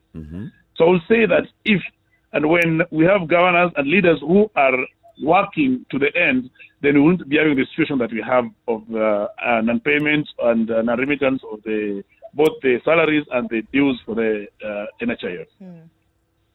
What conversation have you had with the Ministry of Health at the national level with regards to the plight of the over 200 workers who are under the UHC who were hired specifically to address COVID-19? We have written to the ministry regarding this, and then we are hoping to have a meeting with them to discuss this, because the last time we reached out, they told us that they were in the process of paying these salaries, which up to last week, the same doctors were reporting that they have not received the salaries. Okay. I want to shift gears just a little bit. When we saw that the vaccines had come in, there was a little bit of hesitancy, especially on the part of health workers, to be able to then get the vaccine. What's the situation like now? Now I think more of the healthcare workers are ready and actually going to take the vaccines. And we saw like 2 weeks ago when there were no vaccines at different facilities, they were informing the office of the union that they will go to like Bagati, they will go to KNH, and then that's after receiving communications from the Ministry of Health and not find the vaccines. So I think now there's more acceptance, and there's more of them are moving out to the institutions to get the vaccines. And therefore we are actually hoping that the vaccines that are being brought will be enough. They will not run out like it happened a week ago. What would you say has contributed to this change of heart by the doctors and the healthcare workers? From initial hesitancy to now accepting and willing to go and get the jobs? I believe that there's been different studies that have been coming out regarding the vaccines.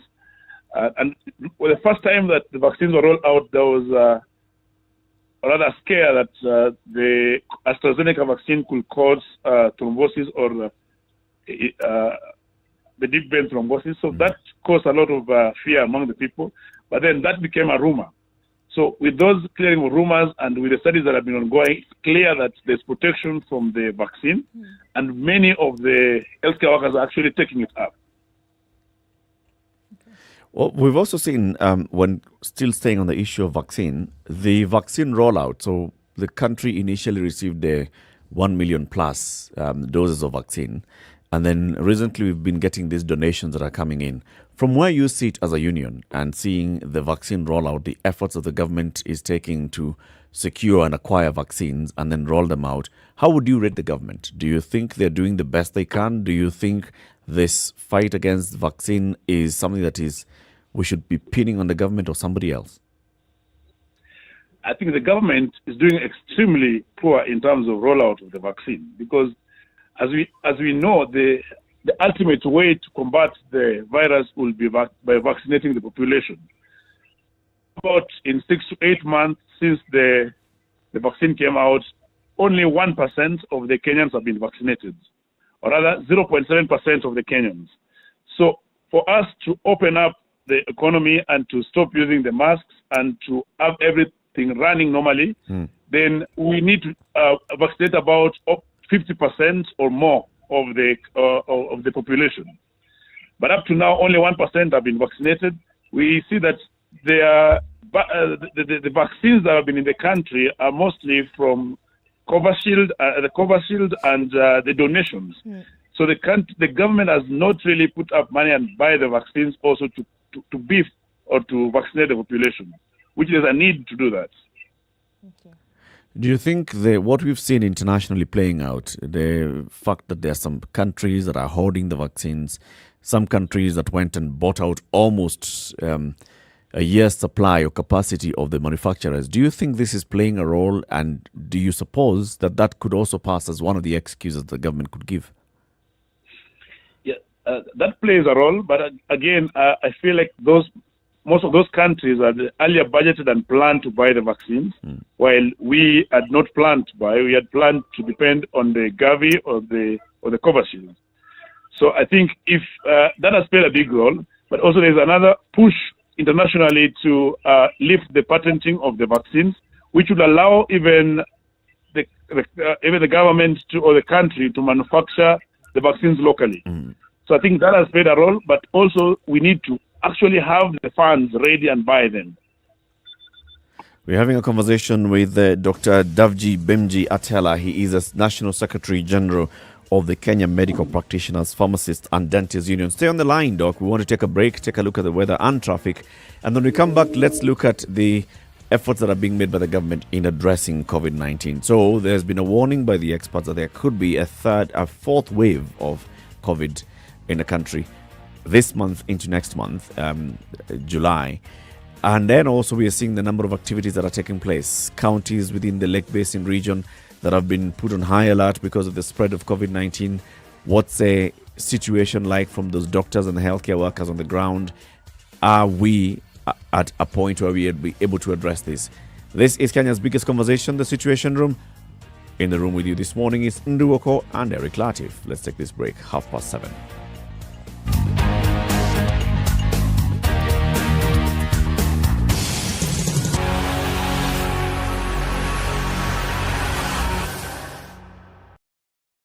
Losing a loved one is never easy. The lingering memories, the what-ifs, but in all the gloom, we find ways of celebrating them. And here at the Standard Tributes, we aim to give your loved ones that befitting send-off.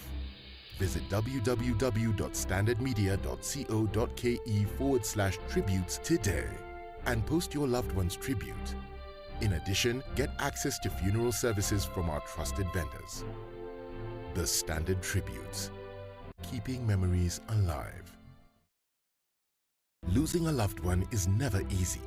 The lingering memories, the what-ifs, but in all the gloom, we find ways of celebrating them. And here at the Standard Tributes, we aim to give your loved ones that befitting send-off.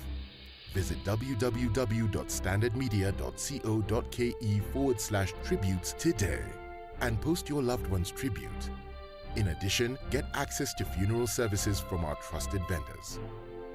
The Standard Tributes, keeping memories alive.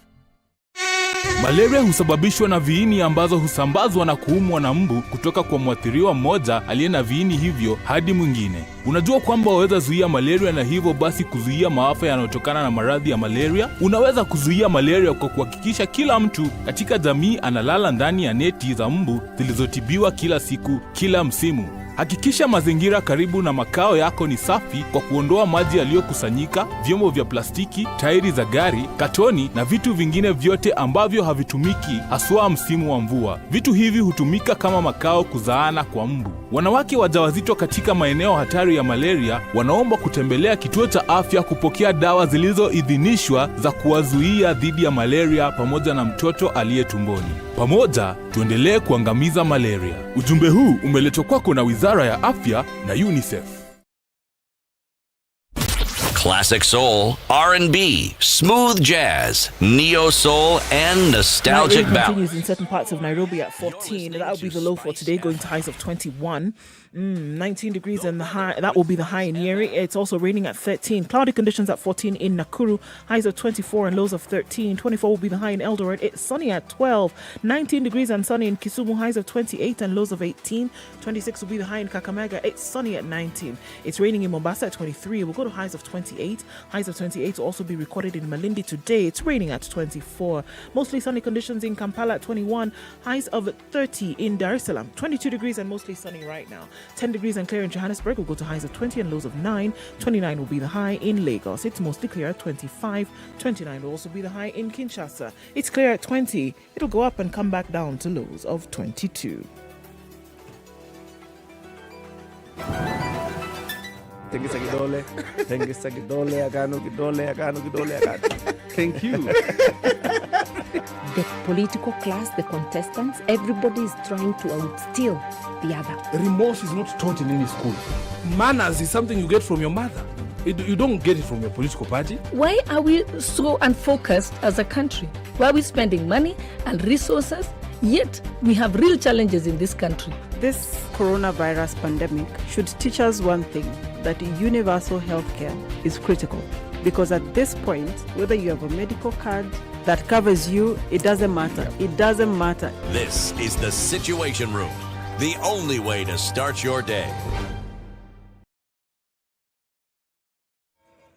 Yes, so it's still looking crazy, especially coming out of Western's Wayaki Way. There's also, not really sure what you will meet ahead, but that part of the road has already been closed. And so you see different pockets of Uhuru Highway having some issues this morning. Okay, at the Mlima at Donholm. The Donholm Hill right there is where traffic starts on Jogo Road, and it's going all the way through to the roundabout at the City Stadium and then spilling over onto Landis Road. It doesn't look pretty this morning at all. Thika Road, the service lanes, the main highway, everything is absolutely packed today. And coming off of Kiambu Road as well, we were at 4 before, now we're nearing 6. Wayaki Way traffic is something totally crazy this morning. Folks are asking, is there another country we can go to before coming back onto Wayaki Way? It's looking mad, guys. And so this one we have to watch out for. Mombasa Road, wherever you look, the bypasses are what will help out this morning. Okay, so let's use those as much as we can. SpiceFM KE on Twitter, that's how you can get in touch. Text us on 40127. Are you stuck somewhere? Have you found a good route? Share.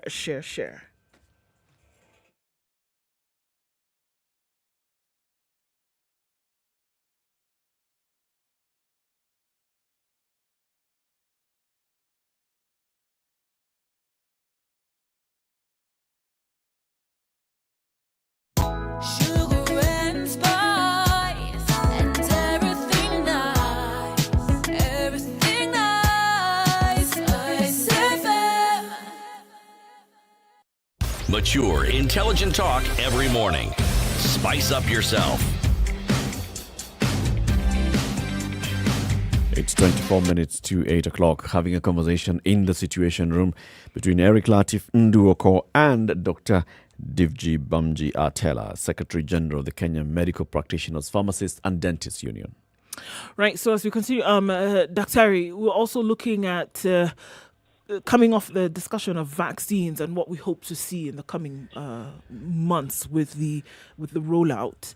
Also with COVID-19, we're going into a season whereby we've been told it's possible that there will be a fourth wave of COVID in the country. What do you think really must be done at this point? And then, I mean, we have people going back to normal way of life, you know, spreader events happening around the country. What do you think needs to be done right now? And what are doctors, health workers, health practitioners feeling about the situation currently? Yeah, thank you. I think what needs to be done, first of all, strongly, is that there's need to increase the rate of vaccination. There need to be more Kenyans vaccinated, because that's the only way and the most ultimate way to build a herd immunity which will prevent the reinfections. But given that the country is not doing so well on that, I believe then we need also to look at our healthcare workers in the country. We have a big shortage, especially in the lake regions where we have been having a lot of surge recently.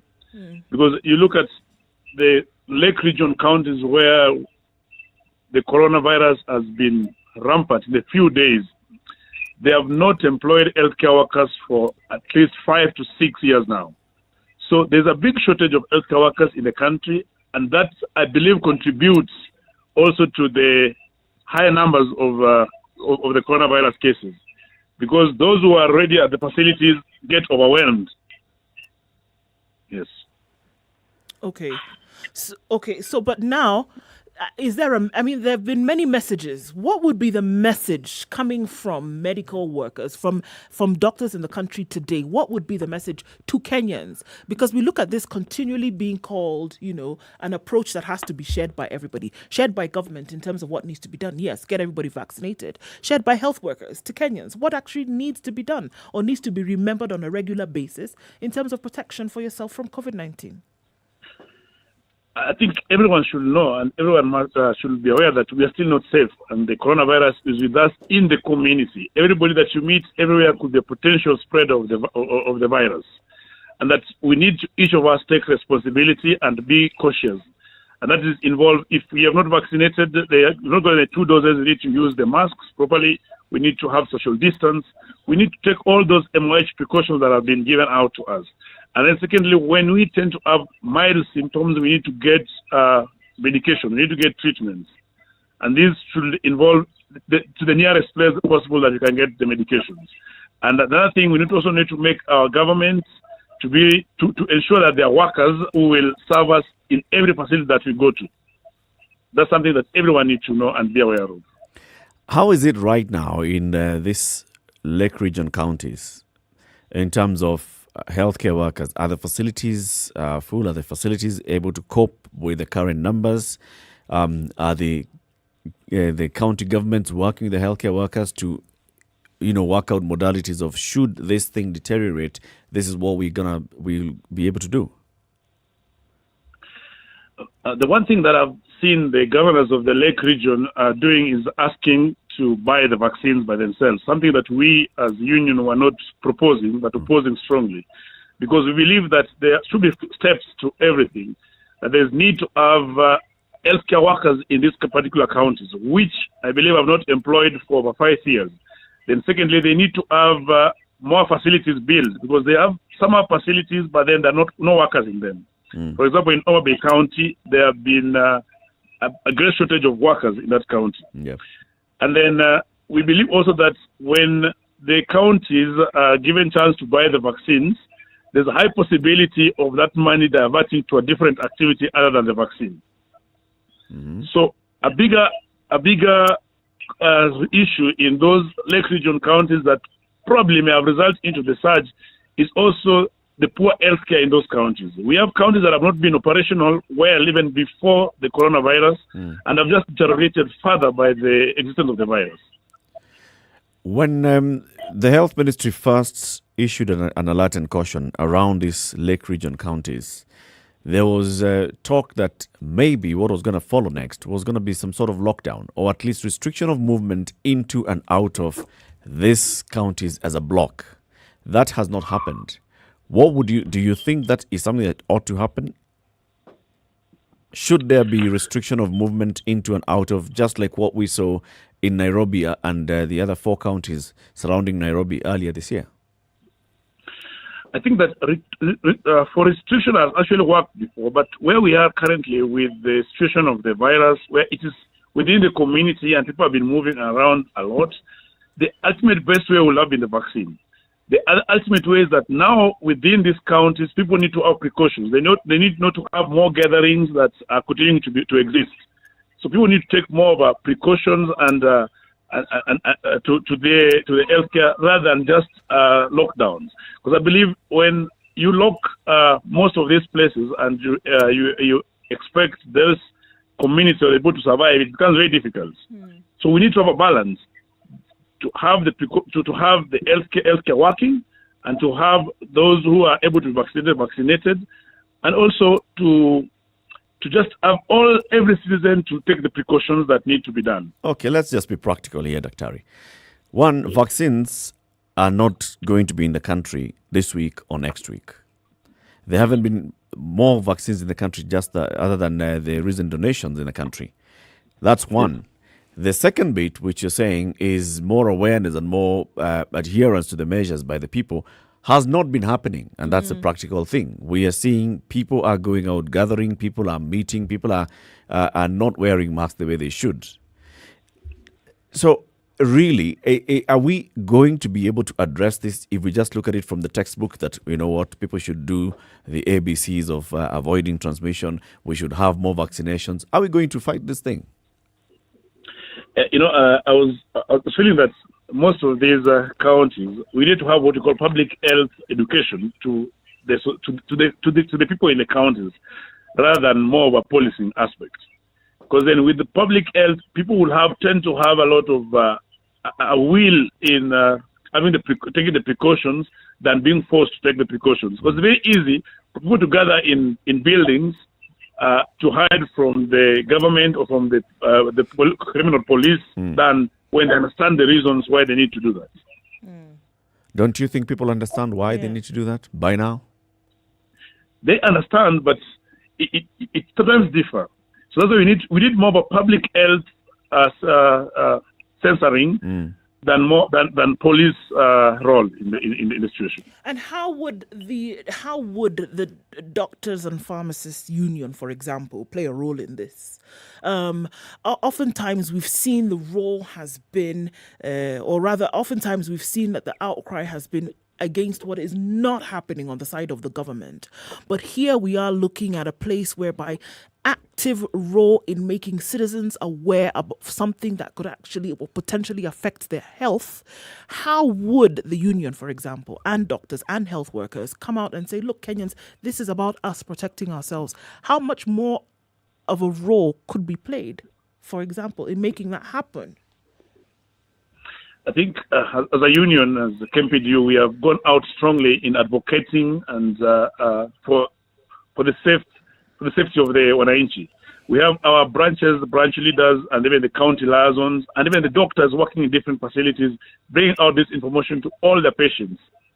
And they've been trying to offer the quick services at the same time advising the community and the society on the need to protect themselves and to prevent spreading corona or getting the disease.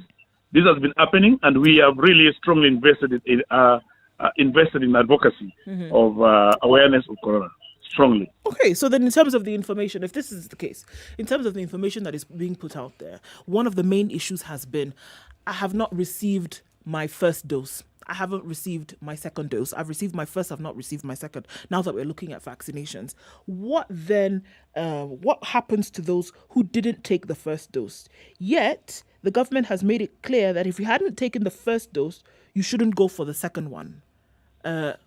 What happens to them in terms of information that you're receiving that you can then now give out to Kenyans? What happens is that if you have not received any doses of the virus, it means that getting severe disease and even dying from the virus is still high. But when you've gotten only the first dose, it means that your chances of getting severity of the disease is reduced up to 65%. The essence of getting the second dose is just as a booster, it boosts the immunity that has been acquired through the getting of the first dose. So sometimes I think it's better to get any dose rather than not getting any. So it's better to have a dose that you've gotten than not getting any of the doses, yes. Okay, now this comes in actually at that critical point then. Would you advise the government to, instead of receiving any new donation and seeing how to cover the 1 million people who received the first dose, getting the second dose, but focusing on getting more and more people getting the first dose, which is better from where you sit?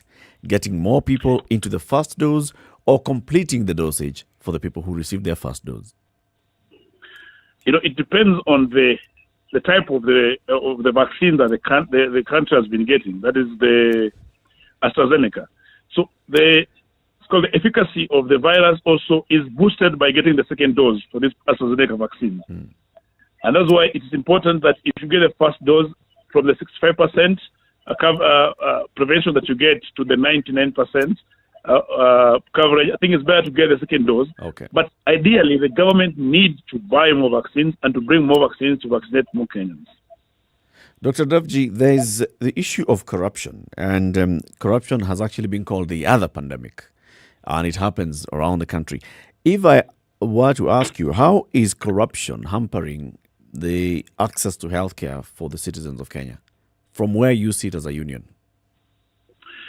I think it is the biggest headache and the biggest issue where the healthcare has failed even in the counties. Because, and I've said this before, that I believe that the county governments are corrupt strongly. And not only county government, but even the ministries.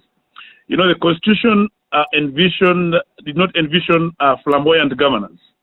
From the Constitution 2010, there was governors who were going to be like the DCs, because those are the units that were operating at the time. But given that there was no financial policy, financial structure, then the allocation that are going to the counties as a whole, a bigger chunk that remains in the office of the governor, makes it difficult even for the normal operations in the county, like the paying of salaries, to take place. And ideally, I want to give you a practical example of what happened a few days ago, where a doctor, a specialist in Murang'a County, is admitted to a hospital, and the day of discharge is a hospital bill could not be paid by NHIF. And therefore, we called the county government, the CEC Health, the Chief Officer Health, and even got into connection with the NHIF CEO. Okay. But since the county had not remitted 4 months, the NHIF CEO could not trust that these monies will be remitted so that this bill of the doctor could be cleared. And we had to collect funds to pay for the doctor's fee. So it's a clear thing that I believe the corruption is a major thing that is causing all the deterioration in the healthcare in this country. So corruption is the real pandemic. It's the real pandemic. We've talked about fighting corruption for so many years in this country. We set up KACC, KACA, EACC, and all these organizations, and even having ministries come up with anti-corruption slogans and having people in the office saying we are fighting corruption, but we seem not to be making any headway. How do we address corruption so that then we can ensure that the citizens of the country are enjoying the benefits that they should be getting from their government? I always believe that the evil of corruption is both the giver and the receiver. And some of these corruptions are not even in terms of giving and receiving. Some of them are implied. For example, we look at counties like Laikipia, which irregularly dismissed doctors over a year ago, but have been budgeting for the same doctors. We have the Public Service Commission reinstating the doctors. We have court orders reinstating the same doctors. So you realize if doctors, 34 of them, earning over 200 million, has not been given to them over the years, where has this money gone to? I believe that is corruption. We have counties that are deducting certain reductions from the loans of the doctors' payslips. There are those who are deducting union dues for over 2 years, and they're not remitting the finances to the institution that they're supposed to remit, while the same finances are not with them in the counties. I believe those are pure corruption. So basically, I think each of us need to take action against the county government and against the individuals in any of the ministries who are involved in the corruptions. And number one, the best thing to do is that anyone who has involved in corruption or been mentioned should not be elected into office. What would this action look like, Doc? What this action that you say must be taken against the counties, what would this action look like? Because, like I said, these are perennial issues. They did not start now in 2021. They've been there 10 years in the running, right? Or more. Yeah. What would this action look like that would yield the kind of results that we're looking at, where we say, rid this area of this corruption, so that we can actually see healthcare then being delivered to the citizens of this country in the manner in which it ought to be? What would the action look like? Because I can be sure that as you say that there's corruption in the counties when as concerns health, that you then know the individuals. These individuals are known. You know what they do. You know how it's being done. It's very difficult to be a whistleblower, as it were, right now. What would the action look like? I think there are two multi-pronged approaches to this issue. Number one, I've seen, for example, in Laikipia particularly, where the residents of the county are asking the president to dissolve the county. Like, they're tired of dying, they're tired of not getting health services. Mm-hmm. So that's a situation whereby the society, the societal power, have decided to take an action against a regime which is not working. Mm-hmm. This happens when 2 to 3 court orders have occurred and have not been obeyed by the government. So that's the first approach. The society needs to be empowered and understand the issues pertaining to why they're not getting the health care and they're not getting the services as they should get because they're voters. Mm-hmm. Number two, we need to look at the courts. The courts need to be able to work. When issues are brought up in courts regarding abuse of office or regarding non-operational institutions, then the decisions of the court need to be enforced, because most of these governors and most of the institutions, once the orders are out, they disobey the orders and nothing happens, which is equal to anarchy. The other thing is that we need to ensure that as unions, institutions like the unions and other organizations, when we see or suspect or assume that there is an element of corruption, there are elements of indignity, we need to speak out against it, and we need to report the same. And then when we report to our bodies, we need to follow up with the bodies. I believe previously, as the DCI started, most of the things were being followed up. Uh-huh. But of recent thing, we have seen a bit more of a delay in that. But there need to be the way the DCI used to operate, where the issues are brought up and the issues are solved. Because many of the governors, I'm telling you, if they're followed up, you realize the scandals that have undergone through the years is what is making people die without better health care. Citizen action, like you say, is very, very important, and I agree with you. But there's a journey that needs to take place so that then the citizens, like you said, are empowered and sensitized, and they see what action they can take. What role does a union such as yours play in that particular issue? Because you need to be the ones that translate that picture to us. Tell us the reason why you are not getting the health care that you deserve is because of the failure by the government. And this is what you can do to have that addressed. You know, in many of the months and years, we've been seen as a striking union. Yes. But one of the things that we have promised, one of the things that we promised as we were taking office is to reduce the number of strikes, because we wanted justice to be done to both the workers and to both the Kenyans. Mm-hmm. And for this to happen, we must sit down and get down to the roots, down the ground, to the bottom of every place. We have to meet with the border members and discuss with them that as much as we want healthcare, better healthcare, quality healthcare in these counties, we only have 10 doctors among the population of 300 residents here. Mm.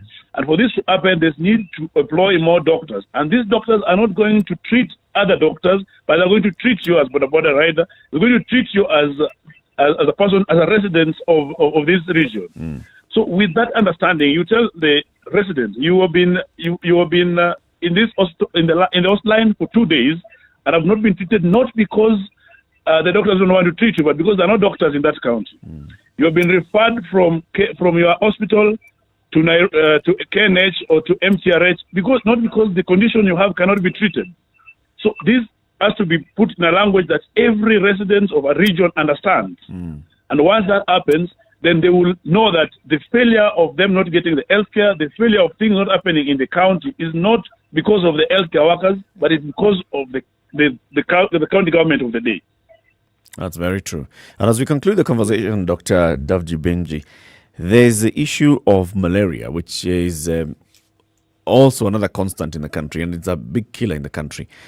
The people who are listening to you today, as an expert in this, how are we in terms of fighting malaria really on the ground? Because the government keeps giving us all these figures all the time, our progress in the fight against malaria. But as a healthcare worker and healthcare workers around the country, are we really getting making good progress in the fight against malaria? Malaria is a disease that has been long in country. The tropical disease that has been long in the country, and we see most of the developed country have actually fully eradicated the disease. And because there are very many aspects in which this can be done, by even sterilizing the vectors that spread it, by ensuring that at least everybody have the nets, and by ensuring that things are actually working in different places. But as I say every time, there's always problem within the counties that this perennial occurrence of these issues. For example, the Nandi County. And Nandi County has been having an outbreak of malaria year in, year out. We have the MCAs in that county, we have the members of parliament from that county, we have the governor, and we have the county government who get allocation of funds in big chunks. But you realize that there is no single plan over the 5 years that these governors have been in the office that they have planned for a way to eradicate or to do something against this particular malaria. Same to the whole country. And I will tell you that's what has brought the failures in most of the places. So the best way is that we need to have the government that is responsible for issues that are affecting the citizens. That's very Last true. example I want to give you is that you look at where I keep on referring to governors have failed. The president has these 4 agendas. The 4 agendas, which one of them is health? It doesn't have direct responsibility to the counties. And you could see Nairobi County having failed under Evan Kidero and having failed under Sonko. When Nairobi County was put under the governor, under the NMS. general to be NMS, in 1 year, Nairobi County has built 24 level 3 and level 4 hospitals, and not just build them, but has employed 200 doctors and other healthcare workers to work in the same place. This shows that in case, and this has not costed much, because I realized that the 24 level 3 and level 4 hospitals that were built costed the NMS 874 million. It's true. And the things and the employment. I want to interrupt you here, but good example that you've given, Dr. Davji Bimji. Thank you very much for joining us today. We've run out of time. Dr. Davji Bimji Atela, Secretary General, KMPDU. Have a lovely day, Doc. Thank you. Thank you. Good morning. It's 8 a.m. Time for the news. Spice up your life. The latest news from around the world. 94.4 Spice FM.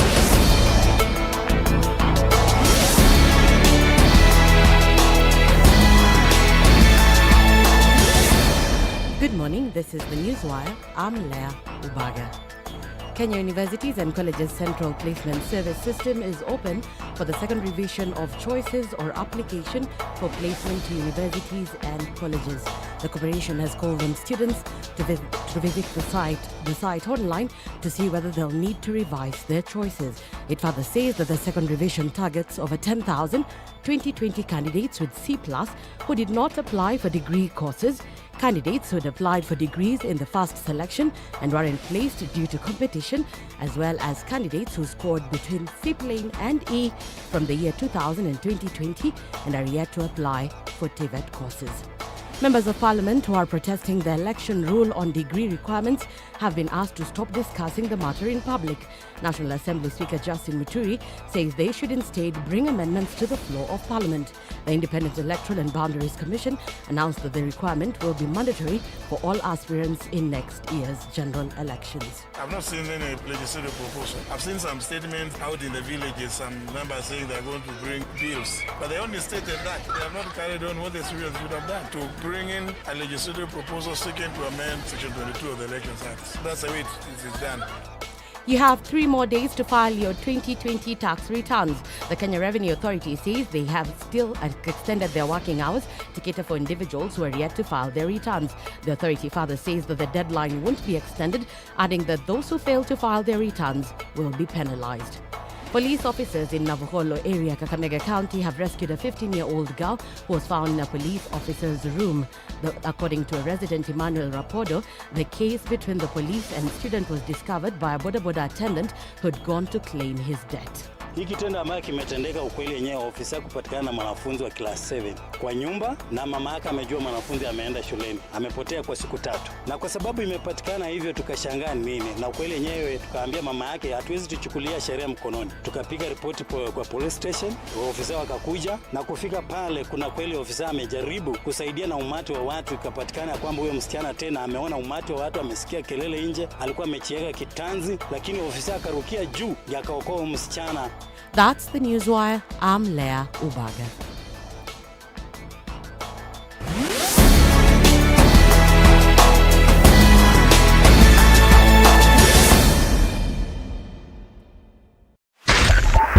.5 Spice FM, Kisumu. Okay, Kiambu Road now has 4, 5, 6 lanes, Unfortunately, also, there was an accident along the bypass towards Kagawa West. Be very careful as you approach the area. Unfortunately, on the northern bypass now, a few meters before Kawa West as well, a lorry has lost control. There's another accident there. It's slowing things down considerably. What's the traffic like on Thika Road? It's very slow heading towards the CBD. As you join from Muthaiga Square, going towards the Pangani interchange, out towards the Globe Cinema overpass, very slow. Also around Gara. So we're looking at accidents on the northern bypass. We're looking at slowdown coming from Westlands, coming from James Gishuru, trying to join the Nakuru Highway. My goodness, it's very, very slow today. It's action-packed in terms of traffic. Donholm is where the traffic starts for Jogo Road, heading towards the roundabouts at the City Mortuary, at the City Stadium. So quite a lot. Speaking of the City Mortuary, coming from Ngong Road as well, traffic is quite hot and heavy this morning. It's a nightmare, guys. This one needs prayer and divine intervention and a dash of patience while you're at it. SpiceFM KE, that's how you can get in touch on Twitter. Text on 40127.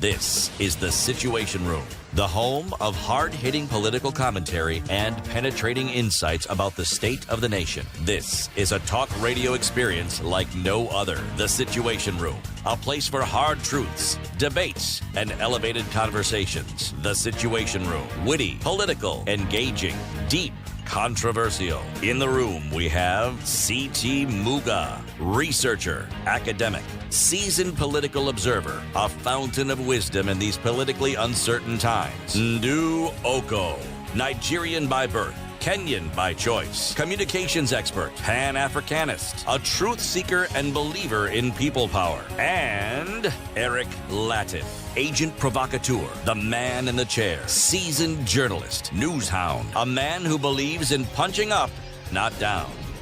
This is The Situation Room, the only way to start your day. 5 minutes after 8, Kenya's biggest conversation enters the third hour. This is The Situation Room. In the room this week is Eric Latif and Nduoko. C.T. Muga has taken a break to rejuvenate and refresh his cells.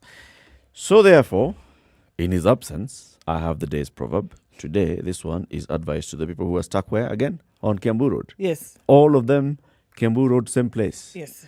All monkeys cannot hang from the same branch. So somebody needs to get off Kiambu Road? Yes. All monkeys cannot hang from the same branch.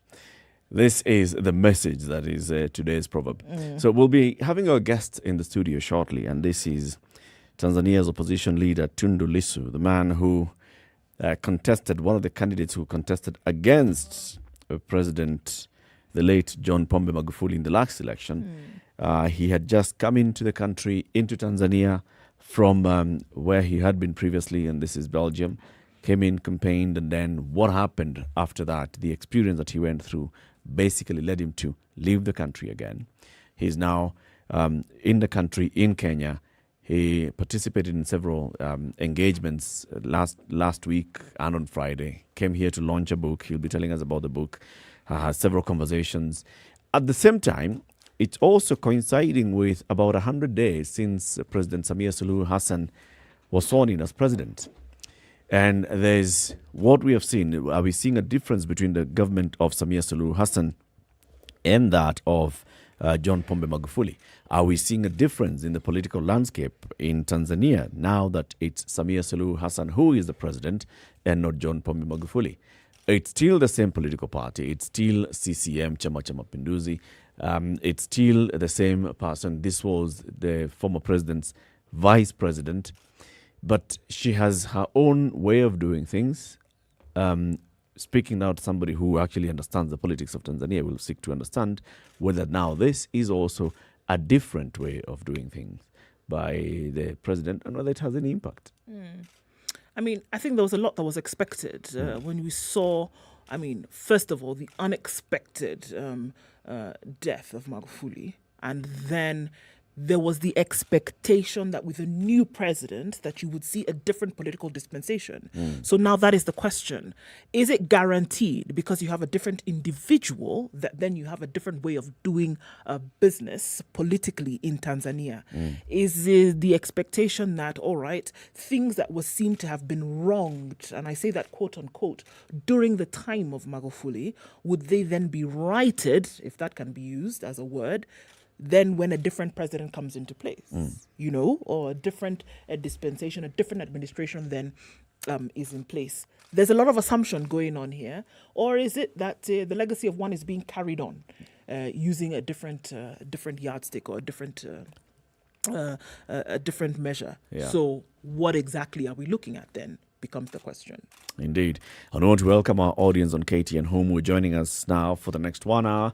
Welcome to the Situation Room. This is on SpiceFM and online, SpiceFM KE, YouTube, Facebook and Twitter. Our guest is in the studio, Tundu Lissu from Chama cha Demokrasia na Maendeleo, Chadema in Tanzania. We've spoken to you several times, but on video. Welcome to the Situation Room. This is called the Hot Seat. We hope to make it warm enough for you to enjoy the stay here.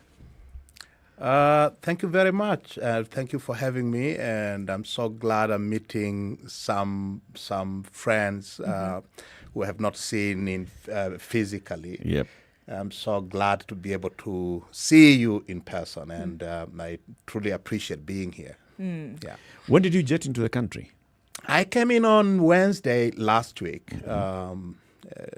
We had a meeting here. I had a meeting with my colleagues from Tanzania, from the party. But I also came specifically to launch a book that I wrote last year, just before the elections, that has just been published. And it's about East African politics, East African parliaments, to be exact. So I came here for that purpose. And being in Kenya, being in the land of the free, I could never miss an opportunity to talk to the Kenyan people and to the East African people through the Kenyan media, which is a very free media. And I'm happy I'm here. You're not shy about that, Tundu, to say that, in a land that is free. Then, of course, giving an indication that you're saying that it's not free in Tanzania. In Tanzania, it has not been free for a very long time. And certainly, it has been a prison of sorts in the past 5 years, since 2015, when the late President John Pombe Magufuli came to power. He's taken the country through a path that we had never taken in our entire history, a path of murder and mayhem, and it has had a telling effect on freedoms writ large, on personal freedoms. We have hundreds of political prisoners, of prisoners of conscience languishing in our prisons, and Mama Samia Suluhu Hassan is doing a lot now to clean our prisons of these people who should never have been in prison in the first place. But I spoke specifically of the free media in Kenya. And Tanzanian media of the past 5 years has been conspicuous by its complete subjugation by the state. They basically become mouthpieces of the Magufuli Ikulu. And so when I say we are not free, I that is what I mean. Would you compare the media in Tanzania today? How would you compare to the media before Magufuli took over? For example, in the years of Jakaya Kikwete, would you say that the media then was more free? Was it at the same level, at par with Kenya's media? I will not say we have ever been at par with our East African neighbors, and I have here our Kenyan and Ugandan neighbors. Burundi and Rwanda don't really come into the equation. But we have never been, even during our best years in terms of media freedoms, you could never compare the Tanzanian media scene with the Kenyan scene or the Ugandan scene. We have always had a very restrictive, very authoritarian media atmosphere in the country throughout the years of one-party state. Basically, things started going very wrong with the nationalizations of the independent media in 1968-69. Tanzania was by then already a one-party state, and everything then came under the control and ownership of the state. So there was no there was no media other than government-owned media until the late 1980s. After the 80s, with the introduction of multi-party system, things improved somewhat. And I say somewhat because we did not democratize wholeheartedly. We opened up a bit, but some of the areas remained tightly controlled by the state through a variety of devices, legal and at most often purely administrative.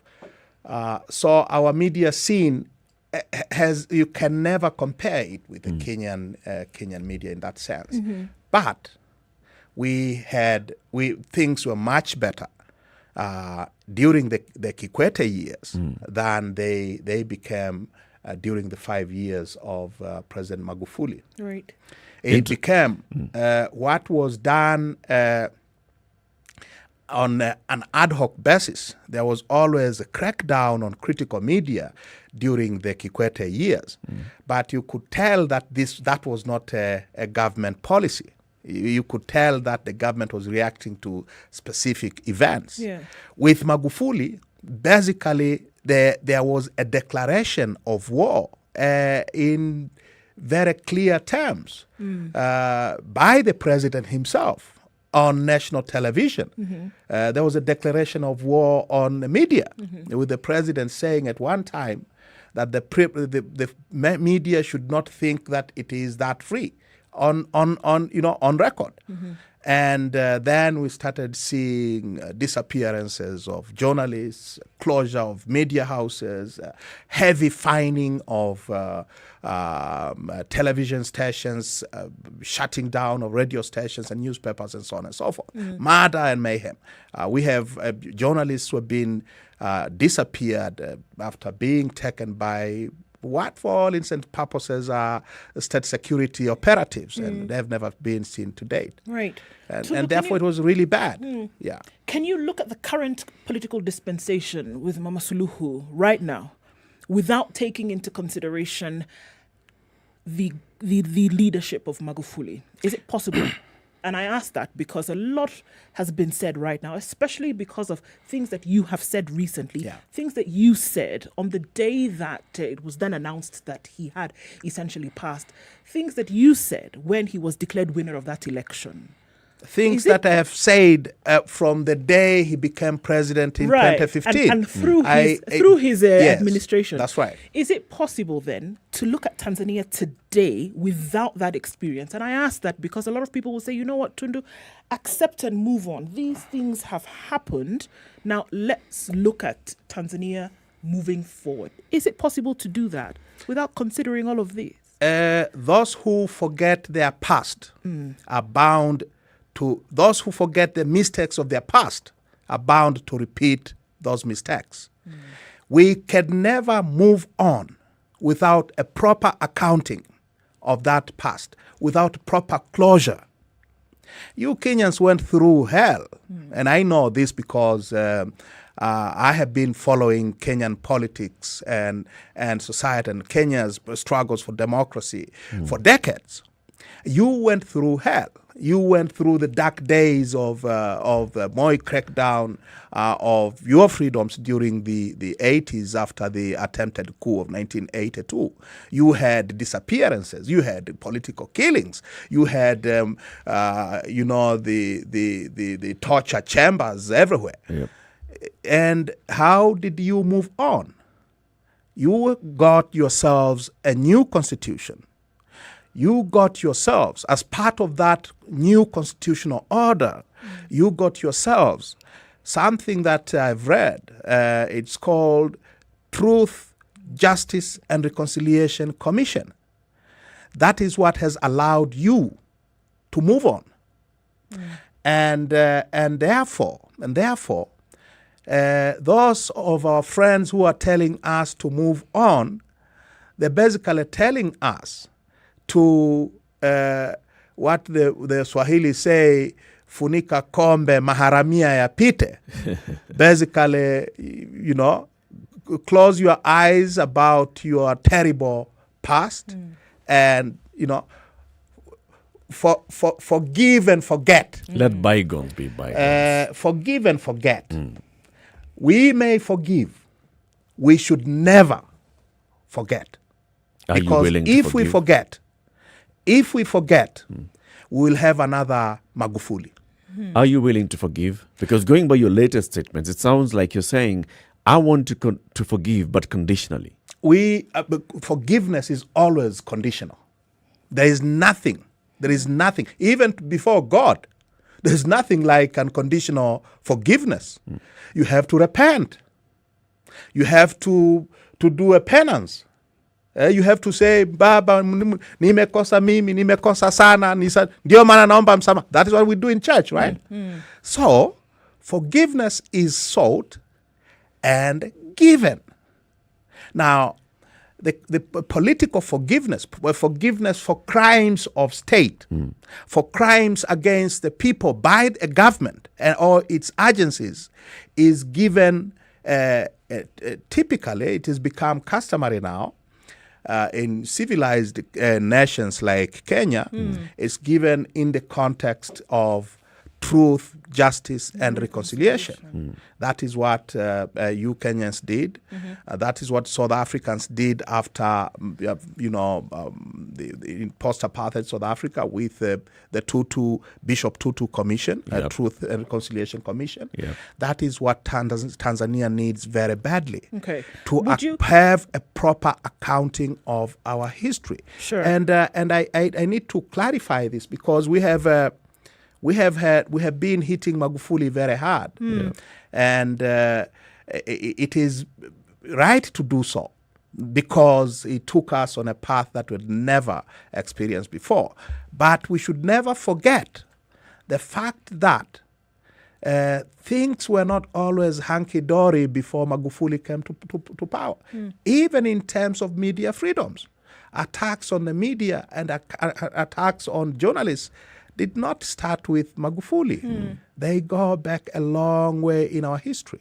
So why does it appear, it's clear to everybody, but then why does it appear as though, or did they get to the height during his administration, or did it come out in a way that had never been experienced before during his administration? And then connected to that, Tundu, is that you have a national as well as a personal experience with this administration that you say must admit to its wrongdoing. And of course, you, having suffered a physical attack, having been shot 17 times, are you asking also for, and I would ask, who shot you? Who made you? Who committed this thing against you that obviously gives you this personal feeling that something must be done, somebody's got to apologize, somebody has got to repent, as it were. So why does it seem as if things got worse, in your opinion, during Magufuli's time? Yeah, they got worse because they got worse. As I said, things were not always very good prior to Magufuli. But Magufuli took us on a wholly different level altogether. Magufuli declared war. There was always undeclared war. There was always persecution. And many people look at me and they all they think of is the shooting. It was very bad. It was totally unprecedented. But I'll tell you this. I was arrested for the first time on Christmas Eve of 2002 when Ben Mkapa was still president and charged the next day on Christmas Day with sedition. So this is not someone who has just who appears to have an axe to grind against Magufuli. The truth of the matter is there has always been political persecution, and I have been persecuted. I have these terrible personal experiences, not just with Magufuli, but with beginning with Ben Mkapa in Christmas 2002. During the Kikwete years, as a member of parliament, between 2010 and 2015, when Kikwete was serving his last term, I was arrested and charged in court with sedition. I've always been charged with sedition. Sedition is a classic political offense. It's a classic free speech offense. Now, during the Kikwete years, I was arrested and charged in court on 3 different occasions. I was actually beaten up once by the police, really humiliated. But that was during the Kikwete years. Under Magufuli, things took on a wholly new hue. Things took on a wholly new level. War was declared on us openly, with Magufuli stating in February of 2016 that he would see to it that by 2020 there is no opposition. So whatever followed after, including the shooting, was to a manifestation of his threats. Not a manifestation, but an implementation of that declaration of war. So I'm lucky I survived. Indeed, I was hit 16 times, but I survived. If you there look are back, so then, many Tundu, people who are not that lucky, who didn't survive. There are people who were. Well, let me finish. There are people who were picked up sometimes at night, often at broad daylight, and we'd never seen them again. There are people hundreds, who were arrested from their homes, from their farms, from their shops, from mosques, from prayer houses, and their bodies were found, floating in River Rufiji in the south and on our Indian Ocean beaches. Terrible, terrible things that did not happen during the previous years. So when we speak so much, we concentrate so much on Magufuli, it is not because there were no abuses before his becoming president, but he took the country on a completely different new level of repression. Things came to a head basically during his time. Would you say that he was facilitated by the system that is Chama cha Mapinduzi? Because you've said one-party system, moving into multi-party democracy, but still with the other administrations, there was still elements of oppression and repression and persecution of opposition voices. and then they come to Magufuli's time and they blow up. Could that have happened if the system that is CCM was not supporting him? That's a great question, my brother. Magufuli was a logical consummation of this system of oppression that we had inherited during at independence in 1961. That was massively consolidated during 30 years of one-party rule, and that was not properly democratized when multi-party system was reintroduced in 1992. We have a constitutional, legal, and institutional order that still is essentially in the image of our one-party era. All institutions of the state are tightly controlled by the president, who has always been the chairperson of the ruling Chama cha Mapinduzi. Chama cha Mapinduzi itself has never really been a political party.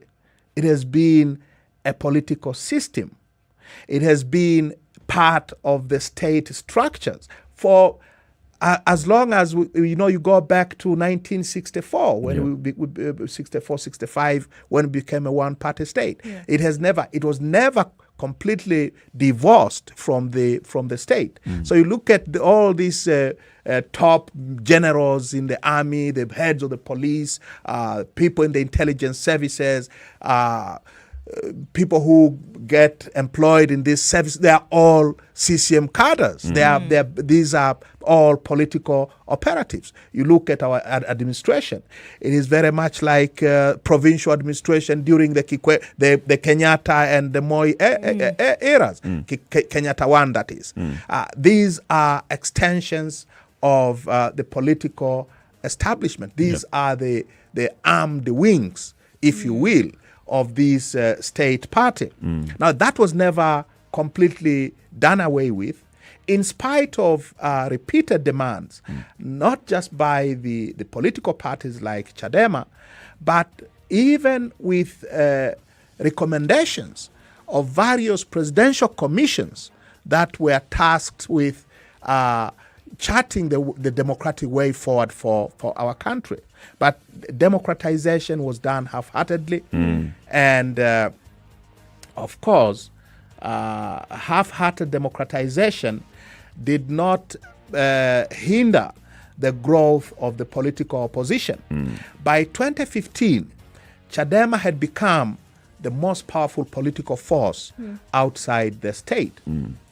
Something had to be done, and that something that had to be done was Magufulism. Was this wave of political repression that followed the assumption into office of President Magufuli. So one way of looking at what happened after 2015 is to look at the growth of the opposition prior to 2015 and up to 2015. Right. Because you remember, the Magufuli's vote tally in 2015 was the lowest of any CCM president since the introduction of multi-party politics.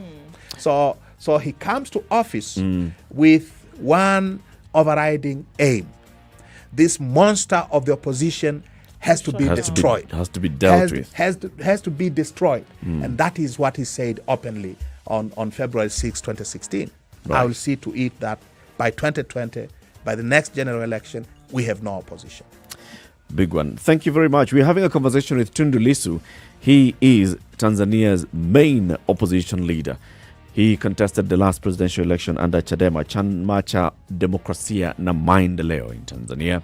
Of course, he has very many issues to say about that particular election. We'll be talking about that. And also, what's the future? What's the way forward for Tanzania going forward? 8:30, time for us to take a quick break. We'll be back shortly on SpiceFM, on KTN Home, and online. This is the Situation Room, the only way to start your day. Spice up your life.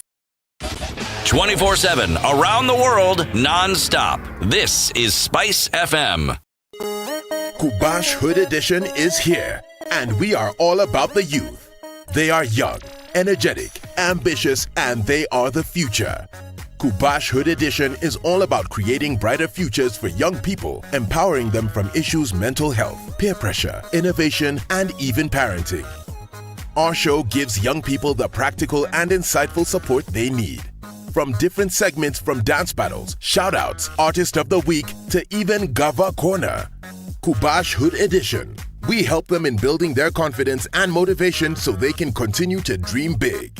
Kubash Hood Edition. Coming to a hood near you.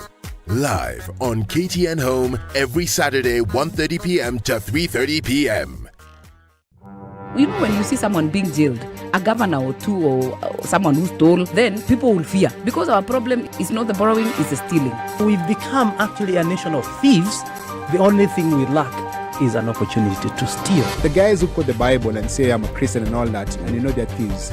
Return what you have stolen 4 times. If you know that you have property or anything that you have stolen, just return and say, my God does not allow me to hold stolen things. We are also a reflection of you, because you elect us. You know, we don't get into our office by ourselves. We are a reflection of the people who elect us. We don't want to go to the streets. We have a constitution that enables us, assert our will.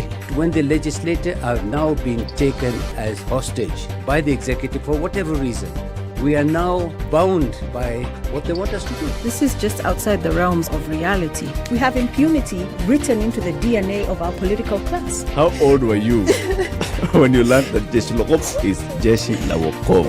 I can't say it very well. No, you must watch this logo. And everyone knows. Okay. This is the Situation Room, the only way to start your day. SpiceFM, Nyeri.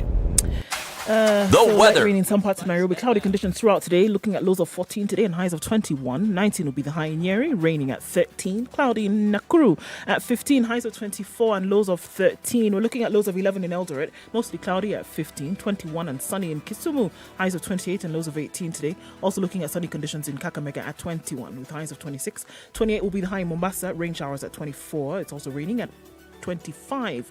In Malindi, it'll go to highs of 28. Mostly cloudy conditions in Kampala at 23, highs of 27 and lows of 20. 24 in Dar es Salaam at 24. We'll see highs of 30 and lows of 21. It's sunny in Joburg, highs of 20 and lows of 9. 29 will be the high in Lagos. It's mostly clear at 24. And we're looking at cloudy conditions in Kinshasa at 20, going to highs of 29 and lows of 22.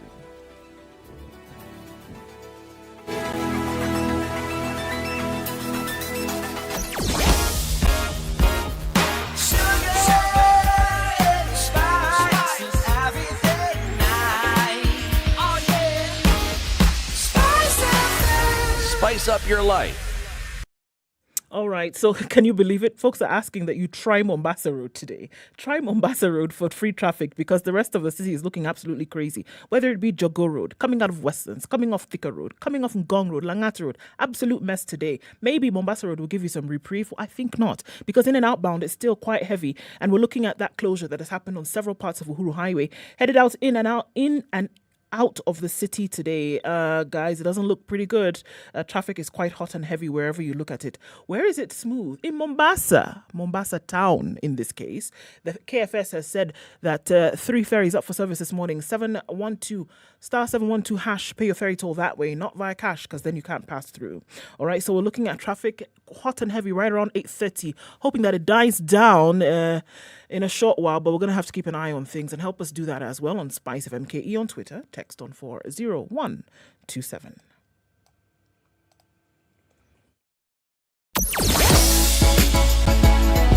Sugar and spice and everything nice. SpiceFM. Spice up your life. Mature, intelligent talk every morning. Spice up yourself.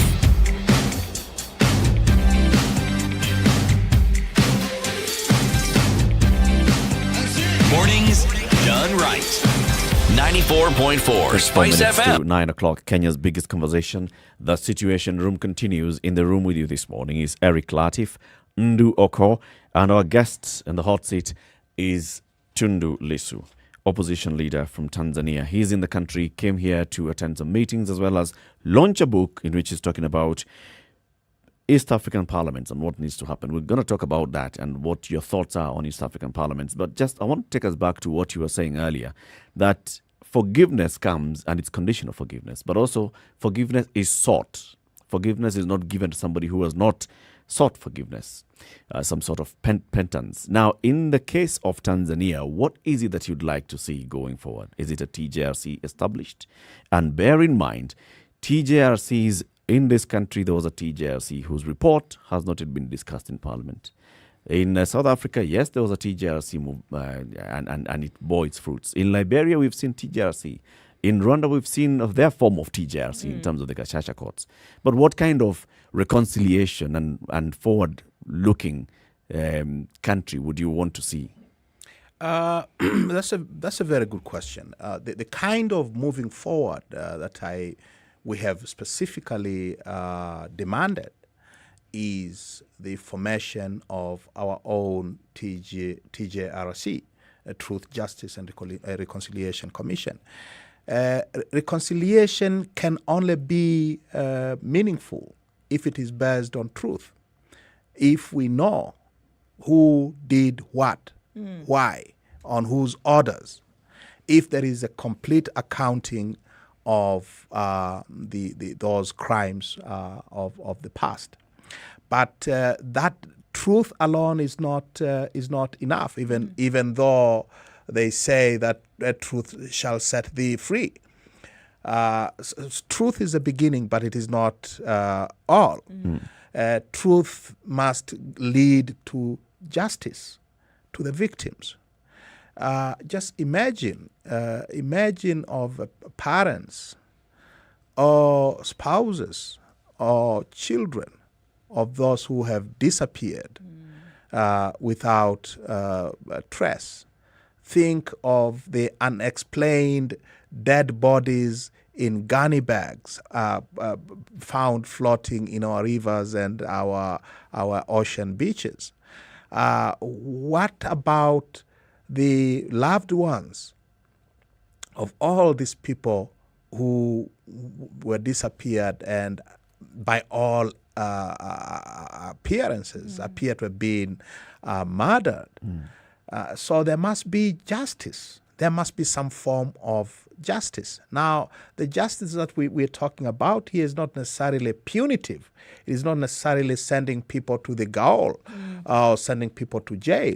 But the victims or the victims' families have to be properly compensated. You have to right the wrongs to the victims, as you rightly put into. And then, when you have had truth and you have had justice, then that will lead to reconciliation. We will be able to then say, never again. Right. Who's responsible for that right now? Looking at the new administration that's in place, who would be responsible? We all have a role to play, but the new president has a very special role in this regard. If there is no political will, there will never be truth, and there will never be justice, and therefore there will never be reconciliation. And therefore, it is the president and her government who should lay the basis for all these things to happen. That is what happened in Kenya. Even though you were saying that the report has never been publicly or properly debated, but at least it was done. And then the struggle to make it properly debated should continue. So the president should make that move. If she doesn't, no one will. That is what happened with the Truth and Justice Commission of Bishop Desmond Tutu. It came with President Mandela. People misread Mandela when they say, Mandela forgot, they forgave, and he moved on. He didn't. He said, we should own up to the crimes of the past before we can move on. Right. So it has to come, the move has to come from the president. president herself.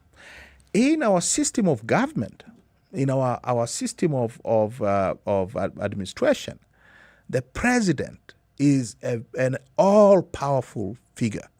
The president hovers over the nation like Colossus, and therefore, it has to come from the president. It cannot come from some lesser mortal somewhere. It has to come from the top. Looking at her 100 days in office, do you have hope and faith that she can actually steer the country towards that direction? I have some misgivings. The first 100 days have been a roller coaster. There is no doubting the fact that the nation has heaved a massive sigh of relief, a collective sigh of relief. You cannot begin to imagine how good the feeling is across Tanzania today, simply because of just the change of tone. We were used for 5 years. We were used not only to physical violence and intimidation. We were not used just to attacks, physical attacks, and all this repression. We were used to emotional and verbal abuse from the president himself. We were used to our mothers, our daughters, our wives, our aunts being insulted openly in the most horrible misogynistic fashion you can imagine by the president himself. And here comes Mama Samia Suluhu Hassan, softly spoken, very reassuring, very loving, a typical mother. And therefore you have this a huge, you know. So with that sigh of relief, Tundu, yes, why won't you go back? If the sigh of relief is being breathed at the moment, and it would appear as though the new administration is more than anything saying, maybe there's a change in the way in which we are going to do things. Is that enough of an invitation for you, Tundu Lissu, to say, all right, it's time for me to go back? You've been a political refugee for a long time. Yes, for 4 years. Why is it not time? It is not time yet.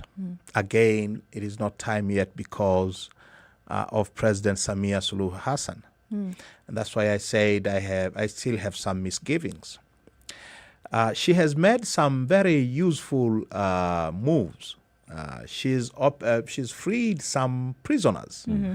Some high-profile prisoners have been set free. She has made some attempts at cracking down on the worst aspects of the Magufuli apparatus. We are talking here of district commissioners who basically, now we know from the government itself, are just murdering people. And so she's taken some action against one or two of these individuals. But the problems go deeper. The problems are systemic. We have had, Magufuli was able to do all that he did, not because he was evil. He was not because he was just evil. I believe he was completely evil. But he had his aiders and abettors. He was aided and abetted. There was complicity in these crimes at so many levels. And it is these aiding and abetting of crimes that we should focus on. Magufuli as a person is gone. To what extent is Magufulism this kind of a system that allows security forces to kill, to abduct, to disappear with complete impunity? These are things that we should focus on, and these are things that, unfortunately, Mama Samia Suluhu Hassan is not talking about. She's going after individuals, and very few at that. She's making sacrificial lambs. Now, sacrificial lambs are wholly insufficient. We need a complete overhaul of the system. And she's on the few occasions that she has touched on these systemic issues, she has given us more reason to worry than to hope. She has said, for instance, that those who want a new constitution have a long wait to do. This was the vice chairperson of the Constituent Assembly that was convened in 2014 to try and write a new constitution for the country. And here she is as president, as someone who has massive powers to make things happen. And on this particular matter, which is very important, which she is tied with very personally, and she's saying that we should not expect much from her. On my specific issues, the issues about the attempted assassination, in her favor, and this is, I have always said it many times, Mama Samia is the only person from the government of President Magufuli, and from the CCM, who came to visit me when I was fighting for my life at the Nairobi hospital here in Kenya. She came to visit me, and my sources from the inside the government told me then that she was severely castigated by President Magufuli for doing that. So if there is one person in CCM and in the government who knows from first-hand experience, from seeing me and the way I was, it is her. So she's fighting in your corner. She has said absolutely nothing. Absolutely nothing. Would you have expected, Tunde, by virtue of the fact that she's now in government, seeing her 3-4 years ago, having come to see you, and then learning that she was castigated for that action. So are you saying that your expectation then of her then becoming president would have been that you would have seen such a faster response to some of these things that you're requesting or that you're asking for? I expected her to the first major statement of her presidency should have been on not just me personally, but should have been on those of us who were so badly hurt during these past 5 years. Because when she made her first statement, she said we need national reconciliation. And then she added we should forgive, we should forget and move on. Now, I expected more, and I expect more. 2 days after she was sworn in as president, I made the first move. I tried to call her. I spoke to her personal assistant, who has now become the secretary to the presidency. And that was 2 days after she was sworn in. And I told this gentleman that I would like to speak to the president about myself and about our country. And the gentleman was very polite. He told me that it's very hectic here. Magufuli hadn't been buried then, so there was a lot that was going on, and I could understand. I understood when the gentleman told me she cannot speak to you right now. Let's finish all this overflowing in tray, and then we'll get back to you. And I said, fine. I was not in a particular hurry. So I made the first move. And I was promised that she would get back to me. She hasn't. 3 months later, we wrote within that week, within a week of her coming to office, my party chairman wrote to her officially requesting a meeting with her at an appropriate stage, at her own convenience.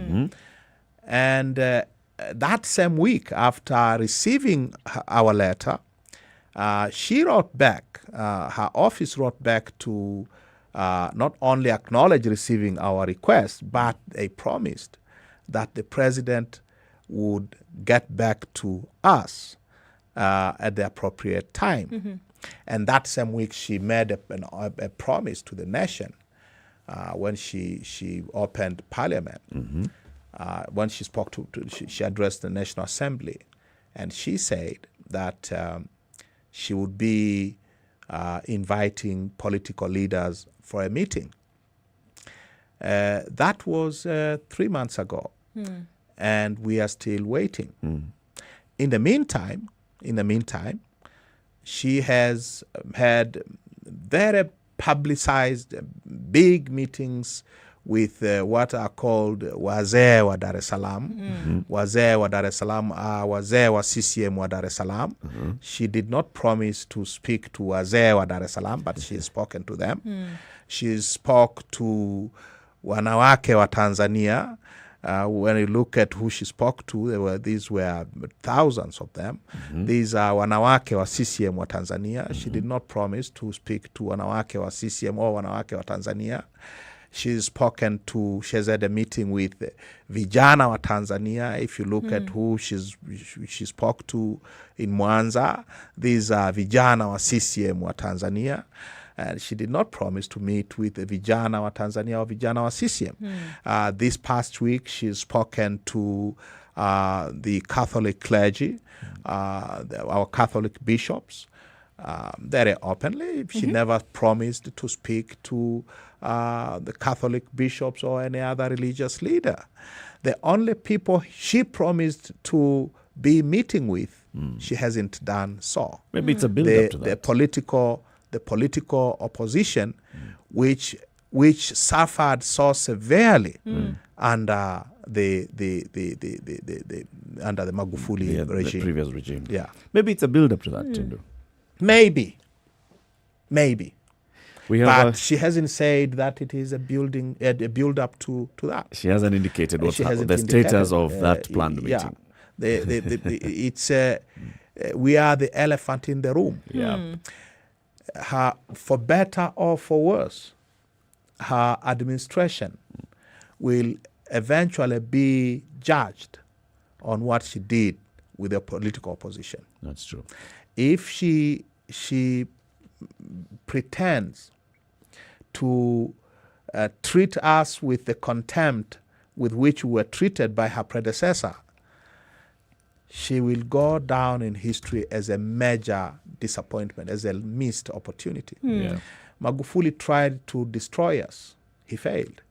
The opposition is much stronger today than it ever was before. So if we survived Magufuli, we will definitely survive Samia Suluhu Hassan. All right. So we are the elephant in the room. She simply cannot avoid us. She cannot afford to ignore and the you. Sooner, the better, because we are the elephant in the room. It's 5 minutes to 9 o'clock. We'll be saying goodbye to our audience on KTN Home shortly.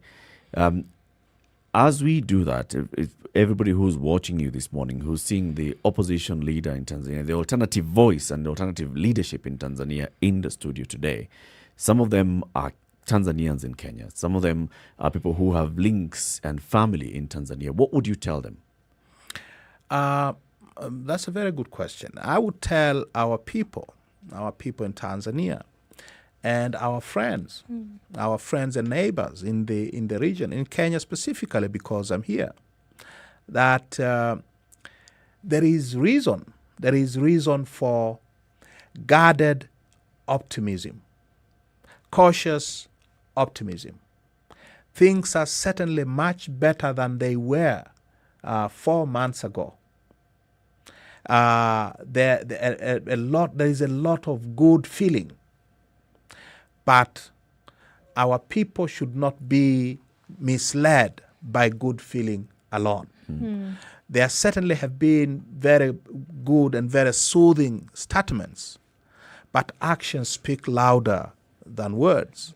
So our people should not be taken away by this change of tone and by these soothing words from our president. We love her. We should love her. But we should love her by telling her to do what she must do. And what she must do is take the country back on a democratic path. She was vice chairperson of the Constituent Assembly that was intended to give us a new constitution. Now she has no excuse. She could have had an excuse then because that constitution-making process was shut down by President Kikwete. She is the president now. The buck stops with her. We, the people, and our friends and neighbors should help her by telling her to do the right thing. And it's only one way to do it, to get it done. And in my view, there is only one way to do it. Democracy, rights, justice. Thank you very Not much. Otherwise. Tundu Antiphas Mogwai Lisu, opposition leader. How do you pronounce my word, my name so beautifully? That's what my people in Singida would pronounce it. We have links in Singida. You never know.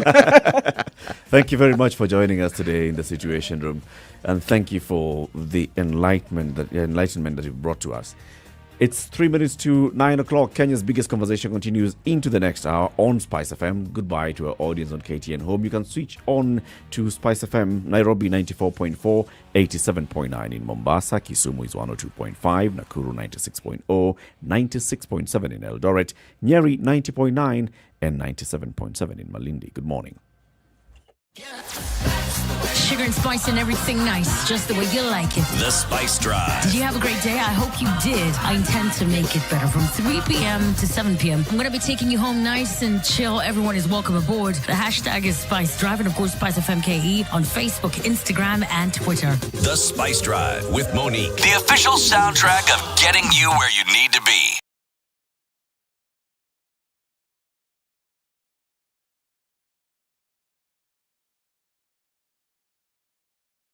Mature, intelligent talk every morning. Spice up yourself.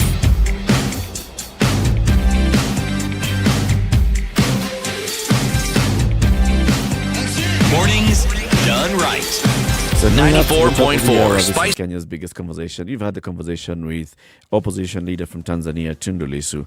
He's very clear and focused on his mind. He's very clear on what needs to happen to the country. And he may need the support of other like-minded voices and like voices from that country and from the region to support for the push to proper democratization and openness and freedoms in Tanzania. When there's freedom in one country, there's freedom in the entire region. And this is of great benefit to us all. The conversations continue to the next hour. This is Kenya's biggest conversation. Ndu Oko and Eric Latif with you in the studio today. CT Muga has taken a break. He will be back next week. But in the next hour, we'll open up the phone lines. We want to hear what you think about the very many things that are happening in the country and in the region. And also with regards to the fight against COVID-19. It's now 9 o'clock. Good morning.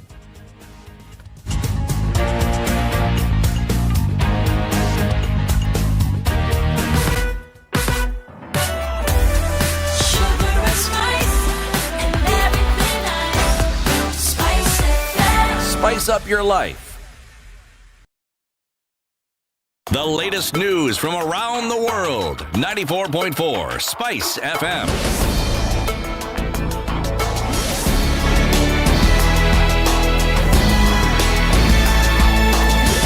Good morning, this is the Newswire. I'm Leah Ubaga. A 3-judge bench will today be constituted to hear the application that was filed by the AG seeking to strike out lawyer Charles Kanjama's BBI appeal. The court will hear the application before the 7-judge bench begins to hear the BBI appeal case tomorrow. Appeal Court President Daniel Musinga will preside over the case with judges Roslyn Nambuye, Hannah Okwengu, Patrick Kiage, Gatembo Kairu, Fatuma Sichale, and Francis Toyot. The case will begin tomorrow and will conclude on Friday. President Uhuru Kenyatta will today embark on a 2-day visit in the Ukambani area. The president will begin his visit to Machakos and Makueni counties and end it tomorrow at Kitui County. Among the projects he's expected to visit are the Twake Water Project and the Kikotech clothing and beauty products manufacture. Earlier this month, Kenyatta met with Ukambani leaders at State House after they complained of being forgotten by the government and promised to ensure development projects in their regions are complete. We are not here, sijui chap anakuja hapa kulia, sijui waipa wamefanya nini, na hako hapa kusema sijui hawa mko hapa kwa sababu ya maendeleo ya wananchi wa region ya Ukambani. Na ndipo tulikuwa tunasukuma BBI. BBI sio ya kutafutia mtu kiti. BBI ilikuwa kuhakikisha ya kwamba every part of this country ijisikie iko ndani ya serikali. More healthcare workers are taking up the COVID-19 vaccine now as compared to when it was introduced in the country. KMPDU Secretary General Davji Atela attributes the change of heart to several tests overruling the risks of the vaccine. There's been different studies that have been carried out regarding the vaccine. For the first time that the vaccines were rolled out, there was rather scare that the AstraZeneca vaccine could cause thrombosis. That caused a lot of fear among the people. But then that became a rumor. So with those clearing of rumors and with the studies that have been ongoing, clear that there's protection from the vaccine and many of the healthcare workers are actually taking it up. Motorists will have to seek alternative roads for the next few weeks as the Kenya Highways Authority has announced plans to close a section of roads. The authority says that there'll be temporary closure of the Capital Center access along Mombasa Road from today to the 17th of next month.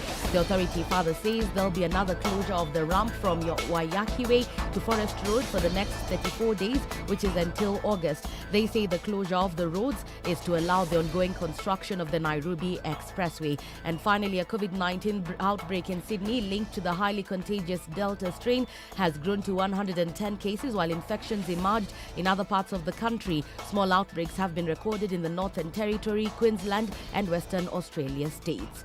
That's the Newswire. I'm Leah Ubaga.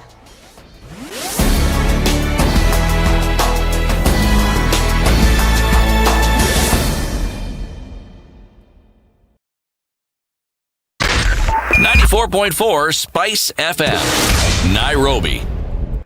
Yeah, so we still see it hot and heavy coming off Mombasa Road, coming off Thika Road into the CBD today. It's quite the thing. Waking up Monday morning and not realizing what you will find on the streets is a totally different story. So, traffic, heavy coming out of Westlands, heading towards Westlands, quite heavy as well. On Mombasa Road, going towards North Airport Road is also doing what? Heavy. Kiambu Road, I think we're now at 5 lanes, trying to head into the city centre, trying to connect with the Muthaiga Square. Everywhere you look, there's quite a lot of traffic. So this one is going to need some patience. But we'll keep an eye on things. Help us out as well. You find a good route that you can use coming into or out of the city, no matter where you're coming from, do let us know. SpiceFM on Twitter. That's how you can do that. Or text on 40127.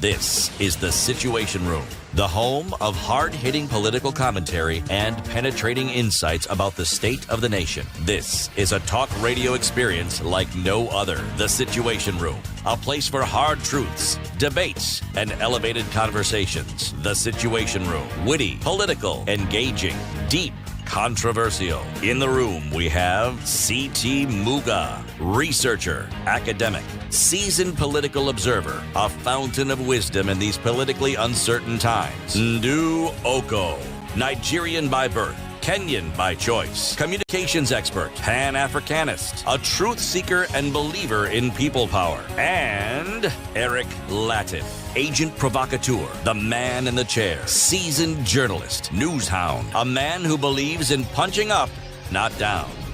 This is The Situation Room, the only way to start your day. 5.5 minutes after 9. A very good morning to you, and thank you very much for tuning into The Situation Room this lovely Monday morning, the 28th day of June 2021. Today's proverb: all monkeys cannot hang from the same branch. I just think it's interesting that you say monkeys with such a celestial voice. Monkey.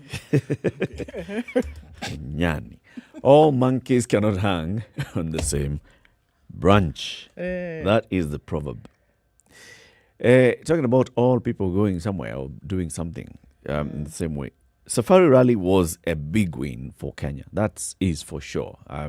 The return of the WRC into the country, seeing the effort that had been made by all the players, those who have been supporting the rally in the country for very many years, very many corporates, very many government officers, and the rally drivers that have been participating, and now seeing it getting back to the world stage. Good thing. The support that it got from people, basically just people wanting to go and see the rallies, people who are spectators, and pictures have emerged. You saw what was happening on the roads on Saturday and Friday. You saw what was happening yesterday at Hell's Gate. People basically met at the Hell's Gate yesterday. Yep. They wanted to go met in. at Hell's Gate. They wanted to get in, and in they got. And they into hell? Yes. Okay. And they saw what was happening, and they enjoyed themselves. Now, as this was going on, there was also now this other alternative vibe and that was happening on social media as well. With so many people congregating around Naivasha, around the Soisambu Ranch and the other places where the rally was taking place, with so many people coming together at once, and the party mood and the vibe that was happening. Was it a super spreader event? Was it a big risk to our fight against COVID-19, to us trying to control the COVID-19 spread in the country? And could this fuel what the experts had already warned earlier, that we are likely to see a fourth wave, and now a fourth wave that has the Delta strain of COVID-19? This is the Indian variant of COVID-19 that is more virulent, spreads faster. Was this a danger? Were we exposing ourselves and subjecting ourselves to clear present danger? In as much as I'm very, very, look, and I said this from the very beginning, when I started to read and I started to hear testimonials of people whose businesses had been asleep for the last 1.5 years. And then what this did was it gave the proverbial shot in the arm to a lot of businesses, whether it was the food industry, drinks, hospitality, whatever it did, is that allowed people to actually finally have something that, it was a bumper, harvest for them, that they had not seen this kind of business that they'd seen in the last 1 week, because hotels were booked as far back as Monday, right? They had not seen something like this for the last 1.5 years. But in 1 week, their fortunes kind of, turned over completely. I was thrilled, and I said, this is the kind of business that we should be seeing. Yep. This is the kind of economical, turn-ups that we should be seeing over and over again. But then the little nagging in the back of my head said, hold on a minute. Then I'm looking at these crowds, and I saw the pictures that people were posting on social media, one after the other. And under each picture that came was a statement, or there was an emoji with kind of like fear or sweating. What is going to happen in the next 2-3 weeks? Because all of these people who converged at the mouth of hell are going to go back home. Are going to go back to where they came from. Yep. Whether they came from outside the country, whether they came from the western part of the country and came now, whether they came from the eastern part of the country and then came in that direction. They all mixed in this potential petri dish and are going to take whatever they got back home. And that was the foreboding feeling for me. And I said, it was a bitter pill, because at that time you're thinking, this is great, because so many businesses finally are able to breathe, at least have a little bit in their pocket that they did not have. But then COVID says, hello, this is me, I'm still here. Oh, thank you very much for coming. Thank you for coming. Now take me back with you.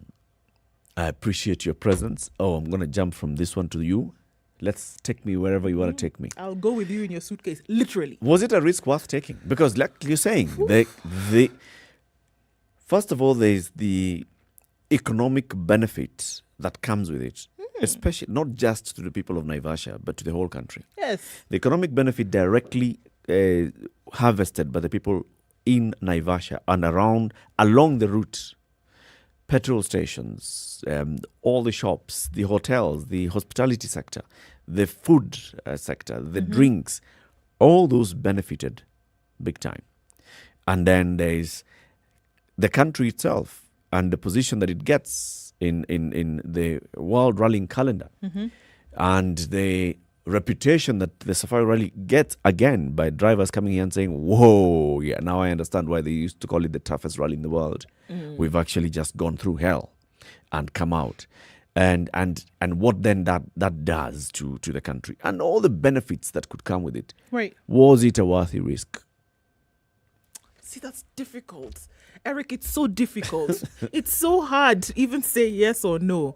Because, look, what have people been crying about over the last, few months, 1.5 years? No business, nothing. Brand Kenya has been trying forever and ever to put Kenya's face on the map once again. Ministry of Tourism has been saying, what are we going to do? The hospitality industry has been saying, we need something. People come, but they don't stay. I mean,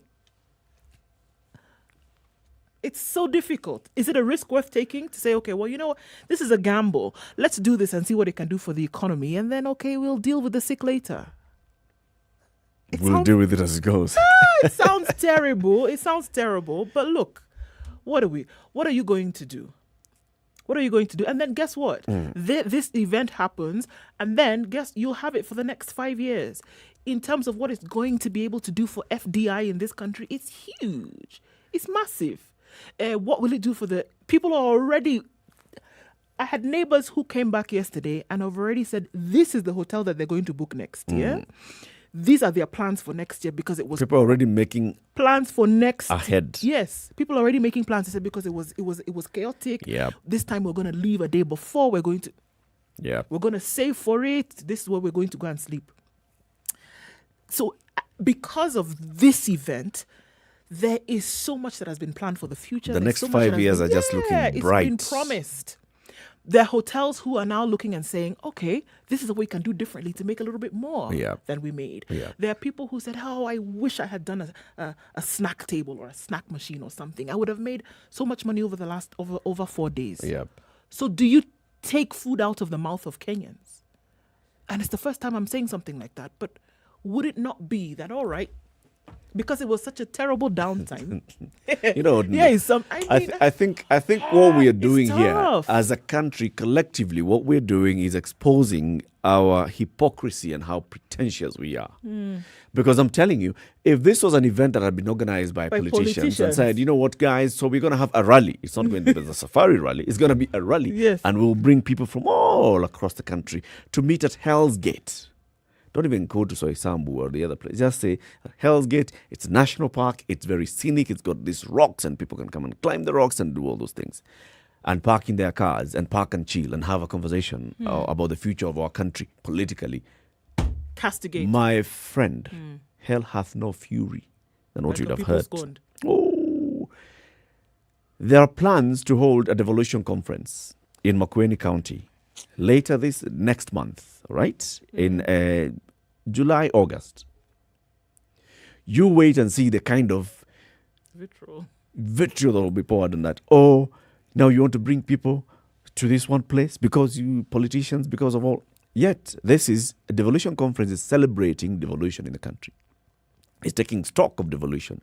It's bringing in all the counties to come and showcase themselves. The people of Makueni County, if it's Water Town where it's going to happen, the people around that whole area from Salama going all the way to Emali, to Kibwezi, to Water itself and other places will benefit economically. Same way we are talking about the people in Naivasha. Hotels plus. Benefiting. Got it. The people along the road who run petrol stations and eateries and all will benefit. But that one is going to be looked at politically. This one, because, it's nice, it's all of us, it's the keyboard warriors are the ones who are actually going to participate. We're trying to paint it differently. No. It's a super spreader. It's a super spreader. It's a super spreader. Just be honest. It's a super spreader. Because we'll wait and see. This is not maybe a few people are going to get infected. It's going to happen. Like I said, of those pictures, my phone was full. I even had to delete some of them. Of those pictures that were being sent of what people are doing. Hey, I had to count the number of masks that I saw. There was nothing. There were people who had come from different obviously people who've come from different parts of the country. So it's not okay, and that's the truth. It's not okay to say that you cannot have a political rally and then blame politicians and say that they are the ones who bear the responsibility of this country when it comes to leadership and taking care of the citizenry. And then sooner than you say ours is different because we needed a break. Yes. It's been hard on us. The government had not taken care of us the last 1.5 years. We needed a breather, so we went to Hell's Gate. It was beautiful. The scenery. I mean, people coming together to party, the camaraderie. Young and old. Yes. Even the politicians, when they came there, they were not in their suits. They were just, all casual. And they were not giving us the politics. They were, all of us were united on enjoying what was happening. Aye. So we wanted to ask that question as we take this break. Was the Safari Rally a danger to our fight against COVID-19? Was Safari Rally a risk worth taking? Bearing in mind what we are facing in COVID-19. Was it a risk worth taking? And what's going to happen next? Let's hear from you. 0719 012 600 or SpiceFM KE, YouTube, Facebook and Twitter. Time for us to take this quick break. Jobs.standardmedia.co.ke. Just opening up. Let's see what jobs have been posted this week. Jobs.standardmedia.co.ke. Murang'a University of Technology is looking for a lecturer, control engineering. It's also looking for a senior lecturer for control engineering. Murang'a University of Technology is looking for tutorial fellow, control engineering, and a tutorial fellow, electronics and microprocessors. Senior lecturer, electronics and microprocessor. Lecturer, electronics and microprocessor. Senior lecturer, mechanical engineering, and lecturer, mechanical engineering. They're also looking for tutorial fellow, mechanical engineering, and another tutorial fellow, mechatronics engineering. All these jobs have been advertised by Murang'a University of Technology. You'll find the details on jobs.standardmedia.co.ke.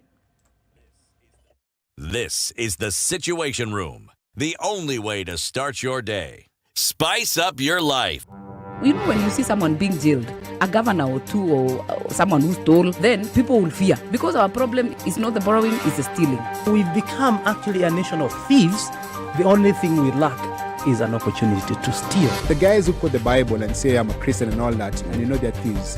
Return what you have stolen 4 times. If you know that you have property or anything that you have stolen, just return and say, my God does not allow me to hold stolen things. We are also a reflection of you, because you elect us. We don't get into our office by ourselves. We are a reflection of the people who elect us. We don't want to go to the streets. We have a constitution that enables us, assert our will. When the legislature are now being taken as hostage by the executive for whatever reason, we are now bound by what they want us to do. This is just outside the realms of reality. We have impunity written into the DNA of our political class. How old were you when you learned that Jeshi Lokop is Jeshi Lawokov? I can't say it very well. And everyone knows.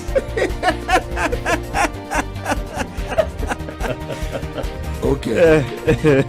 This is the Situation Room, the only way to start your day. 102.5 Spice FM, Kisumu. The weather with Spice FM. All right, partly sunny conditions in Nairobi now.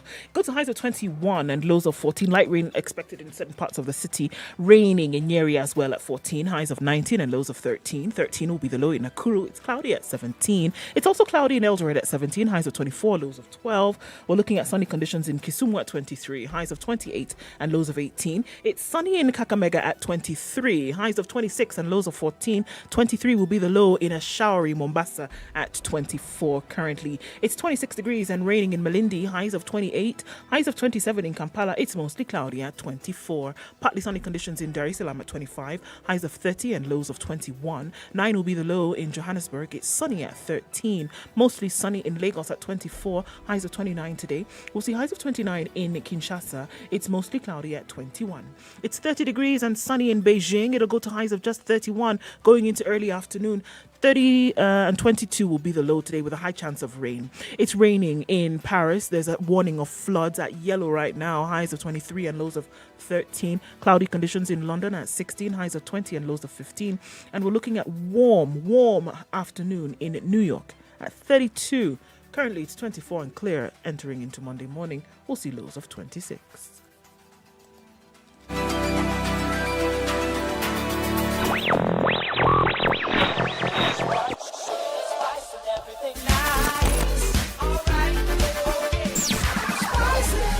Spice up your life. Mature, intelligent talk every morning. Spice up yourself.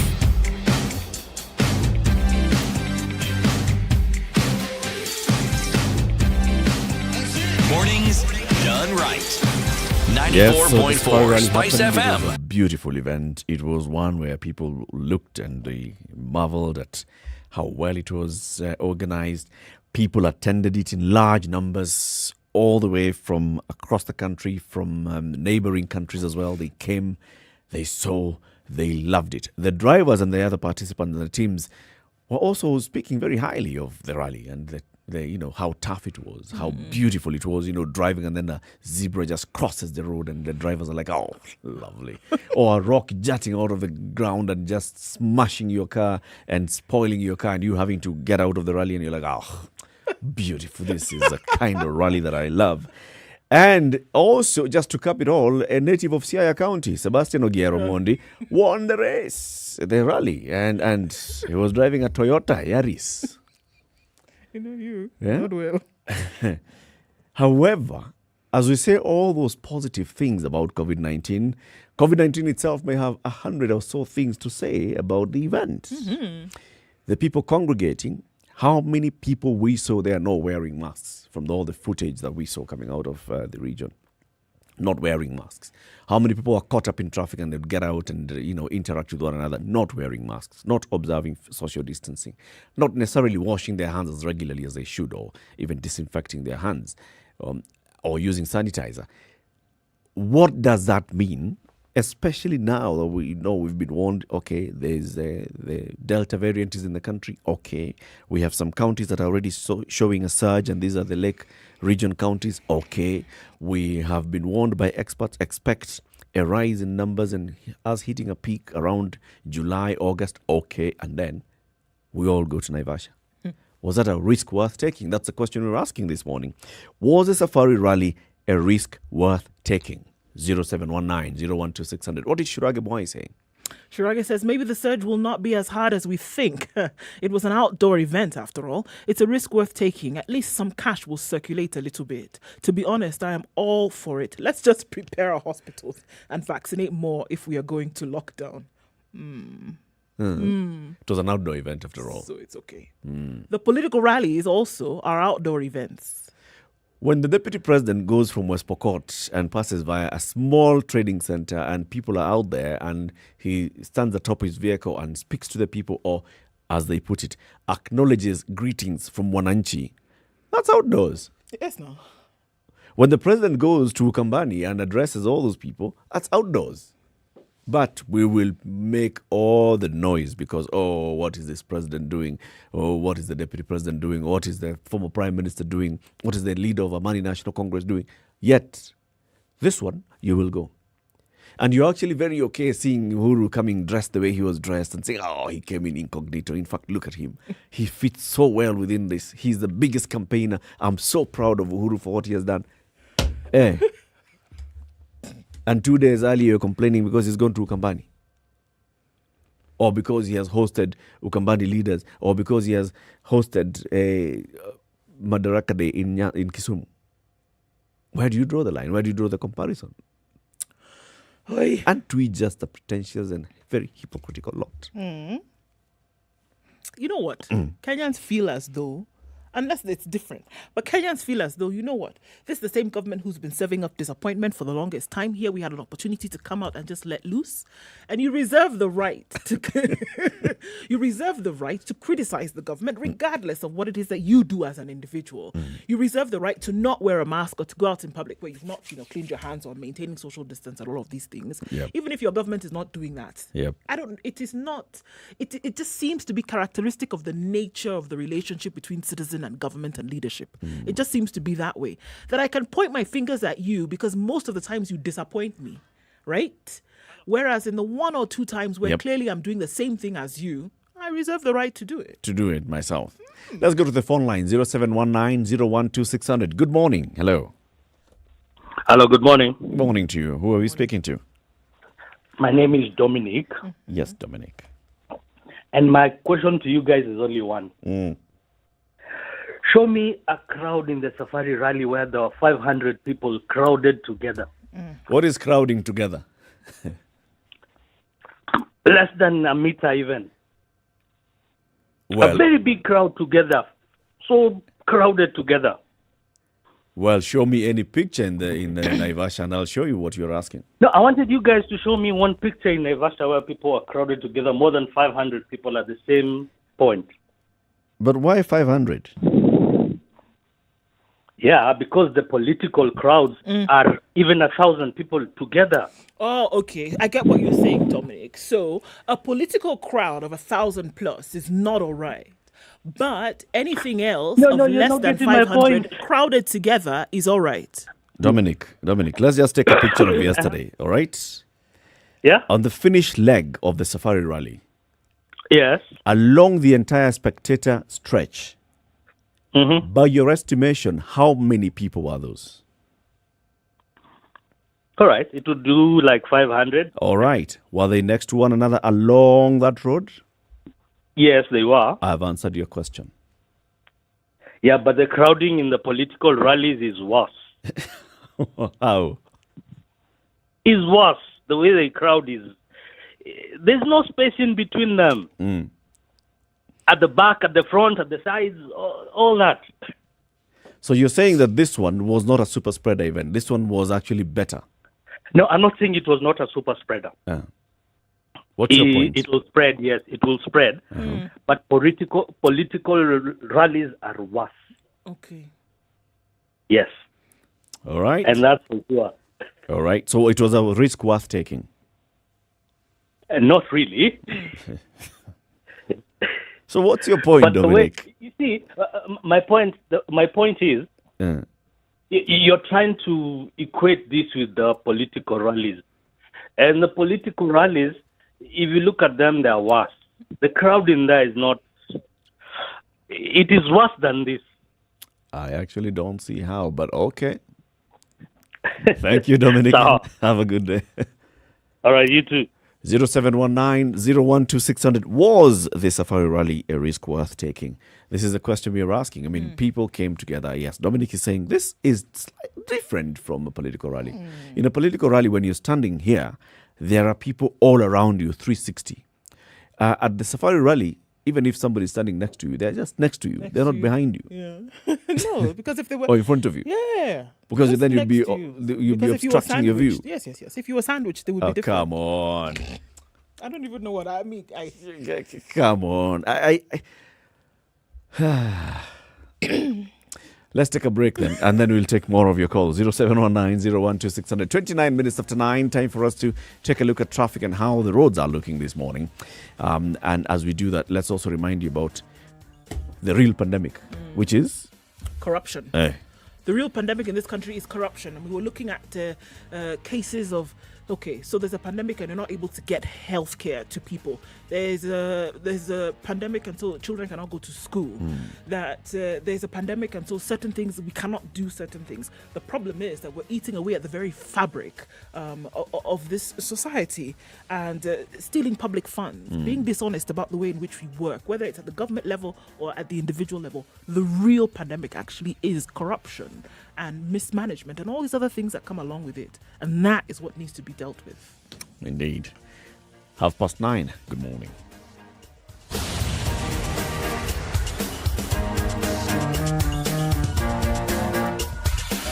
(24/7) around the world, non-stop. This is Spice FM. We've been all through it, you know. We go to school, study hard, get the much-deserved grades and celebrate our graduation. Then reality hits us. We get to the job market and we simply don't know where to start off. Thankfully, by visiting jobs.standardmedia.co.ke, your next career breakthrough could be a click away. Get the best in career advice, employment opportunities, internships, part-time jobs, CV writing and interview coaching. Give your career the much-needed lift on jobs.standardmedia.co.ke. This message is brought to you by National AIDS Control Council. How has your experience been as a teen mom? It has not been easy because I had to struggle bringing up this child alone. I got the child at an early age of 14. Okay. Nilifukuzwa nyumbani. At least now I'm back at home, but my father doesn't see me in the same light he saw me before. What would you tell other girls that are within your age bracket to take care of themselves, not to fall pregnant at a young age? I think the key thing is peer pressure, influence the group you work with. Okay. Because for me, sex sounded like something good, something that will change my life. Okay. And it did change my life because I ended up getting pregnant. But when you're a child, you're a child. Just focus on what is necessary, which is just learning, going to school, ensuring your parents are happy because they're struggling to ensure things in your life are smooth. This message is brought to you by National AIDS Control Council. Spice FM, Nakuru. Okay, police are on site in a very terrible accident that happened on the northern bypass at Githurai 44, including 2 lorries and 2 vehicles this morning. Not a good one. Headed in that direction, please be very, very careful. All right, guys. Also, the closure of the capital access along Mombasa Road for 20 days, guys. So remember, if you're coming in from that direction, you cannot use it. You then must go round. Mombasa Road is already looking like a headache this morning. It's looking like one along Uhuru Highway all the way from the Nyayo Stadium roundabout through to Westlands and inbound as well. So the alternate routes, and I'm going to advise you now, out to get in. Go the longer route to be able to get in without too much of an issue. Otherwise, you will be stuck in traffic for some time. And it's already looking like it's dumping in several parts of the city. All right, so just a bit of patience. You'll get out of it soon enough. We're probably going to have longer traffic hours. Not probably, we will. Talk to us in the meantime. If you find a good route, if you find that route that I'm talking about, let us know. SpiceFM KE on Twitter. Text 40127 as much as we can. Let's keep it moving. Classic soul, R&B, smooth jazz, neo soul, and nostalgic ballads. Make some noise. Yeah. You're listening to Spice FM. Mature, intelligent talk every morning. Spice up yourself.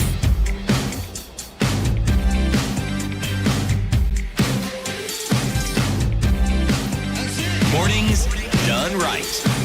94.4 Spice FM. Was attending the Safari Rally, was hosting the Safari Rally at this time. Worth the risk. 0719-012-600. Let's hear from you. Karanja in Naivasha. Good morning. Good morning, Eric and Du. Good morning. Good morning. I understand city is on reef or on where? Yes. Mm-hmm. Okay, very good. Now, we had the Safari Alemania here in Naivasha. Yes. In fact, I was very favorable to go all through the Sosiambu, Elementaita, I went to Kedong, I went to the Hell's Gate in Naivasha. And in fact, let me tell you, the whole areas were mammoths of people were there. But I think the government of Nakuru County under the leadership of His Excellency Rukeni Ajui needed to put the oxygen. Need to pile a lot of oxygen so that to prepare for the ones to come. In fact, I was in that road almost. I didn't sleep. I only sleep for 2 hours. For all those 4 days that were there. You followed the rally at every stage? Yes, every stage in the Daramea area where we call the Soishambu area. Elementaita, I was in Hell's Gate, I was in Kedong. Yep. I was in fact, I live where the rallies were coming in the KWS, that area there. Very nice. I was in the Lakeview. I live in the Lakeview, just the opposite. Yeah. So I never slept. You know, you sound very happy with yourself. Surely, I never slept. So, Karanja. Yes, helicopters were hovering around each and every time. Was it a risk worth taking? In fact, it was a risk worth taking because when you know good things comes with consequences. Mm-hmm. And when the good is good, so good, you have to think twice. Uh-huh. So unless the Nakuru County has not think twice about this issue, now I think the fourth wave of corona. I think the first case would be detected in level 5 in Naivasha Hospital here. Whoa. Wow. Because what we saw, the government side were not generous to the public who are coming to view, but they were generous to the people, to the officials in the rally. They were generous to the officials of the government, but they were not as generous as I was thinking could be. The first thing, they should provide face mask to everybody who are coming, because they hosted the event, and they are the ones to reap behind the event. They could have given us a sanitizer. There was nothing like that. They could have done what should have done for the county government. In fact, the Nakuru government, 10 billion were given to the Nakuru county. They should have done more. And even, it was a lot of money. Okay, Karanja. So and we saw so I should tell the government of Britain are due to prepare for the ones to come. Because of what you saw in terms of who was coming because out. Yes, because of what we saw. Because people come, they had no mask, they had no face mask, they had no sanitizers, they were drinks were drinking over the road, a lot of phenomena was happening around this. In fact, I went to 4 good Safari points. And I could see how people, the behaviors, how people were behaving, a lot of misconduct were Thank you, Karanja. Let's hear the verdict that the people have on your own activities and behavior. Karaoke in Lavington, good morning. Good morning, awesome trio, because I suspect... the third leg of the trio is somewhere listening, yes. No, I hope he's not stuck somewhere between Nakuru and Nairobi. We hope so too. We hope so too. Yeah, I suspect you went to view the rally. But Ndu is right. I mean, the biggest pandemic is corruption. But I'm glad that the people who are calling in, rather than just blaming the darkness, they're also striking a light. They're pointing at areas where the government could learn. And for me, one of the main photos in one of the dailies today is of the winner, Ogier. Yep. He has his mask in the mouth. Yep. The nose is exposed. Yep. Holding the trophy, and standing next to the president, who is wearing mask in the right way, and other dignitaries around him. The point I'm trying to make is, I think the lessons is that the government needs to stick to the basics, and the people as well. So if you're wearing a mask, wear it right. I saw people who were not wearing masks in the right way. From photos that were shared, they were mingling close, probably to loved ones, members of the family. But then again, we have a safari rally for the next 5 years. So think about it. It's 2023, for example, and maybe the pandemic is still with us. And maybe there's a bad strain. I think it behooves the government. One of the lessons for me is that since we have this rally for the next 5 years, and we thank God for that, the government still needs to stick to the basics. So, for example, the county and national government should invest in healthcare. We don't want to host a rally where hospitals are overwhelmed. We have a bad strain, and the rally is going on. And with rally, it comes with certain risks. So you find that even the drivers who are participating in the rally cannot even find healthcare because hospitals are overwhelmed. So the government needs to stick to the basics. We need to equip hospitals. We need to invest in good roads. We need to invest in a proper working, functional healthcare system.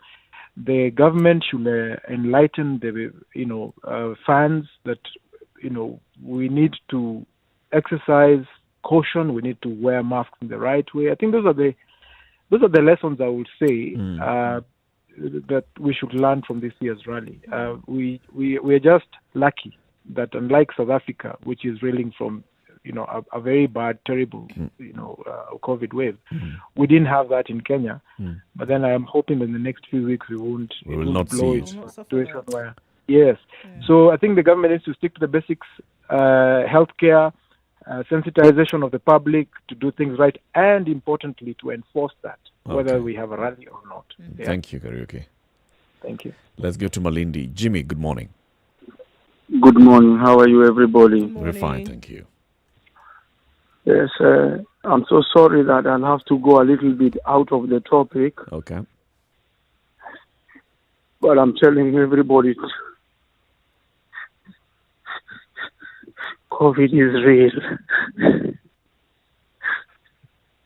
What's happening, COVID Jimmy? is real. My brother from Kampala, my best friend, my young brother left us yesterday. He left us yesterday because of COVID. He went through a treatment and the treatment was successful. But there was one thing that I come to learn with COVID. Your internal organs, the lungs, and part of his liver had been damaged by the virus. So, let everybody wear a mask, sanitize, for the pain is unbearable. Poleni sana, I am saying this because I know SpiceFM, we are a family. Every morning when I wake up, I have to listen to SpiceFM up to 4. Whether I call or I don't call. But what I'd like to tell everybody, that COVID is real, my friends. Poleni sana. Jimmy, if you don't mind me asking you, you've just told us the experience that your friend, your very close friend, went through. So you say your brother. My young brother. Tumbo moja. Yes, everyone who started in Kisumu High School in Nyeri and completed in 2000 knows very well my name was Jemo Mombasa, Jemo Malindi. And his name is Robert Kamau. Okay. He was in Craft Wilberforce, so everybody from Kisumu High School knows him, and we played rugby together for Kisumu High School. Yes.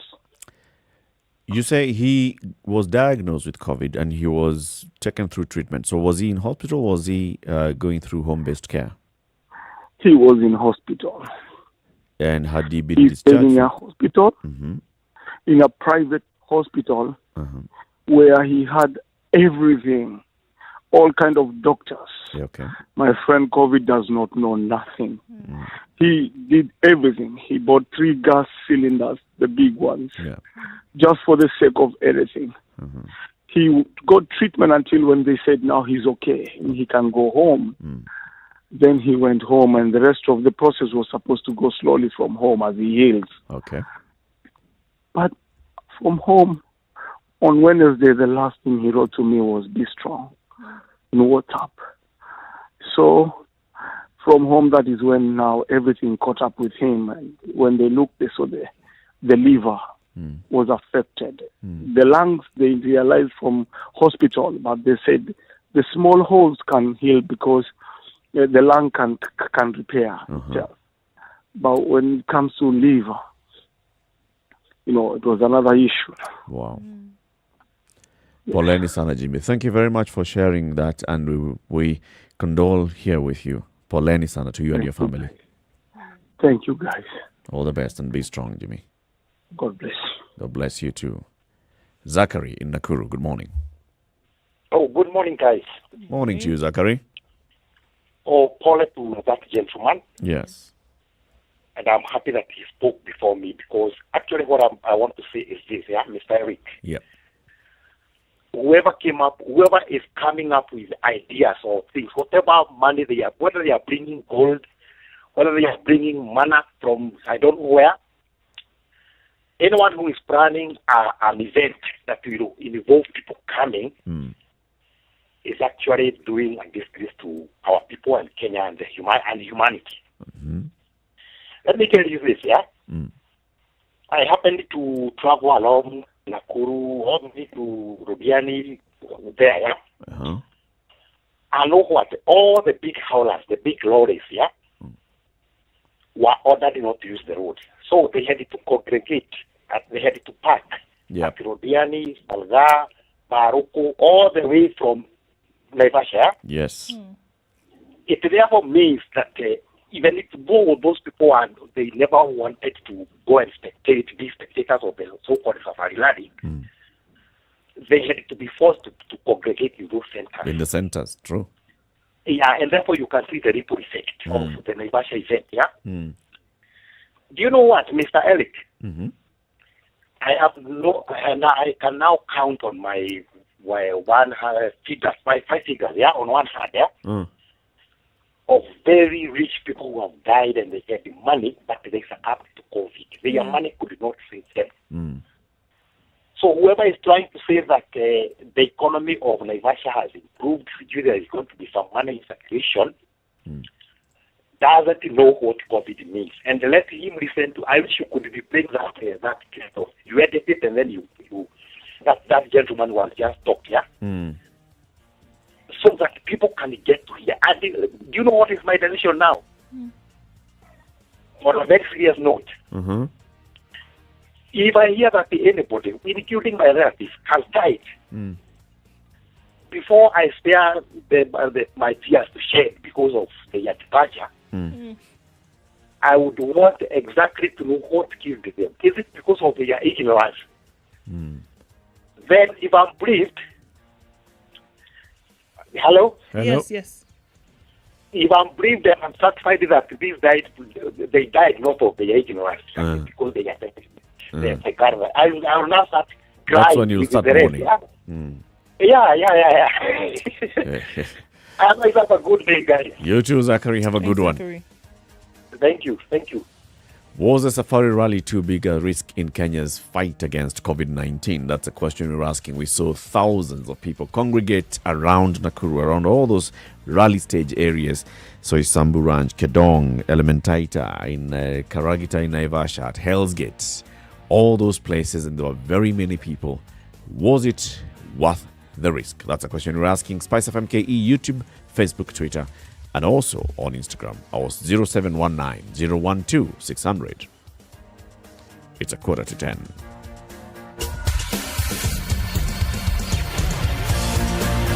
24/7 around the world, non-stop. This is Spice FM. Malaria husababishwa na viini ambazo husambazwa na kuumwa na mbu kutoka kwa mwathiriwa mmoja aliye na viini hivyo hadi mwingine. Unajua kwamba waweza zuia malaria na hivyo basi kuzuia maafa yanayotokana na maradhi ya malaria? Unaweza kuzuia malaria kwa kuhakikisha kila mtu katika jamii analala ndani ya neti za mbu zilizotibiwa kila siku, kila msimu. Hakikisha mazingira karibu na makao yako ni safi kwa kuondoa maji yaliyokusanyika, vyombo vya plastiki, tairi za gari, katoni na vitu vingine vyote ambavyo havitumiki haswa msimu wa mvua. Vitu hivi hutumika kama makao kuzaana kwa mbu. Wanawake wajawazito katika maeneo hatari ya malaria wanaomba kutembelea kituo cha afya kupokea dawa zilizoidhinishwa za kuwazuia dhidi ya malaria pamoja na mtoto aliye tumboni. Pamoja tuendelee kuangamiza malaria. Ujumbe huu umeletwa kwako na Wizara ya Afya na UNICEF. Living isn't just breathing. Living is about taking it all in. Living is not just getting by. Living is taking the roads less traveled. Living isn't just eating. Living is about the art of wining and dining. Living isn't just doing the mundane. Living is about savoring the finer things in life. Because living is not a chore. Living is an art. In the new season of The Art of Living, we explore unearthed gems and discover what makes them home away from home. Join Nailante Kenga as she engages with exciting guests and tours the most exclusive destinations and homes every Sunday, 6 p.m. on KTN Home. Welcome to Spice FM, the best exclusive radio station bringing you the best mix of the best music ever.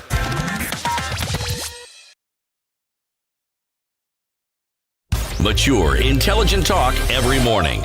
Spice up yourself.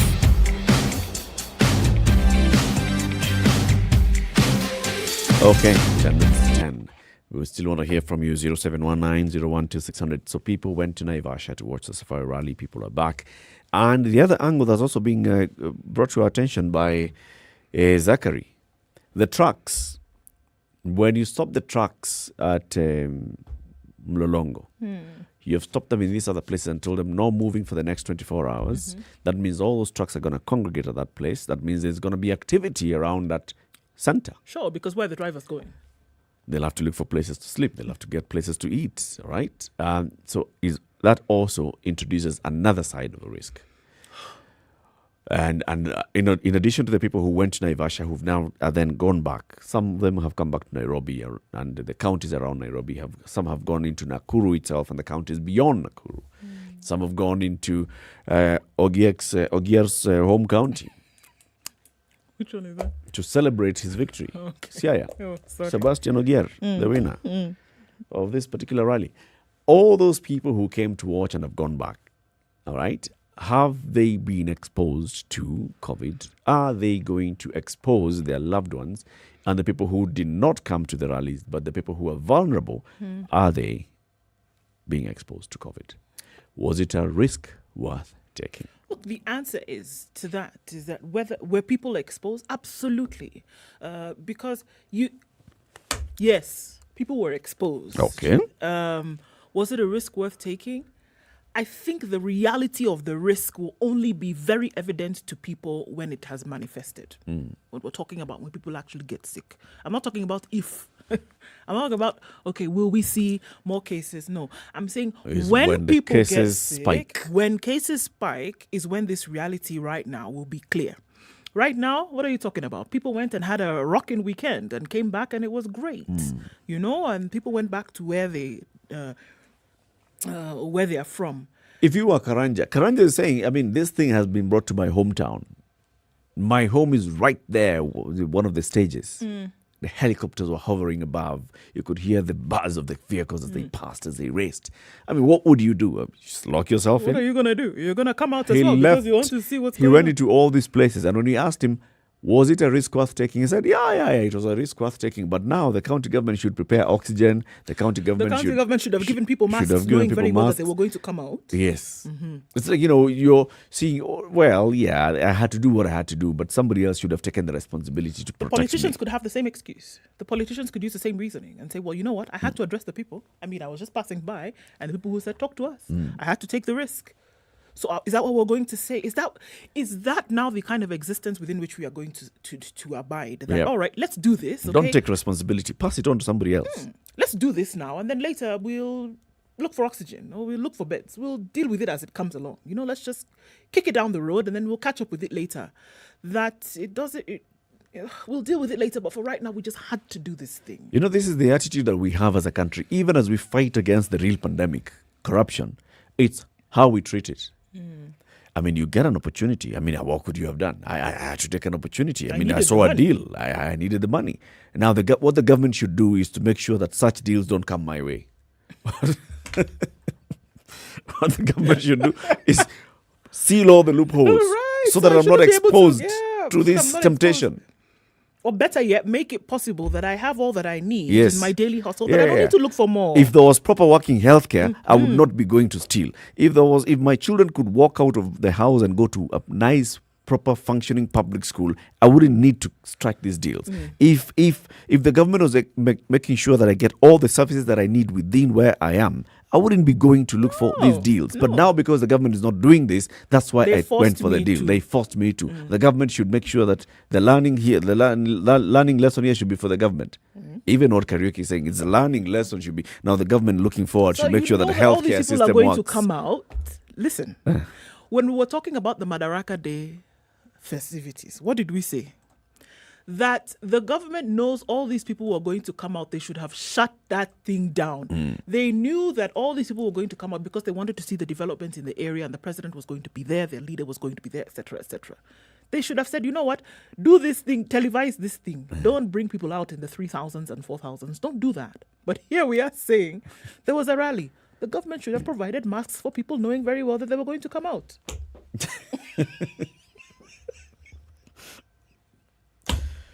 Oh, did I get it wrong? That's exactly what we're saying.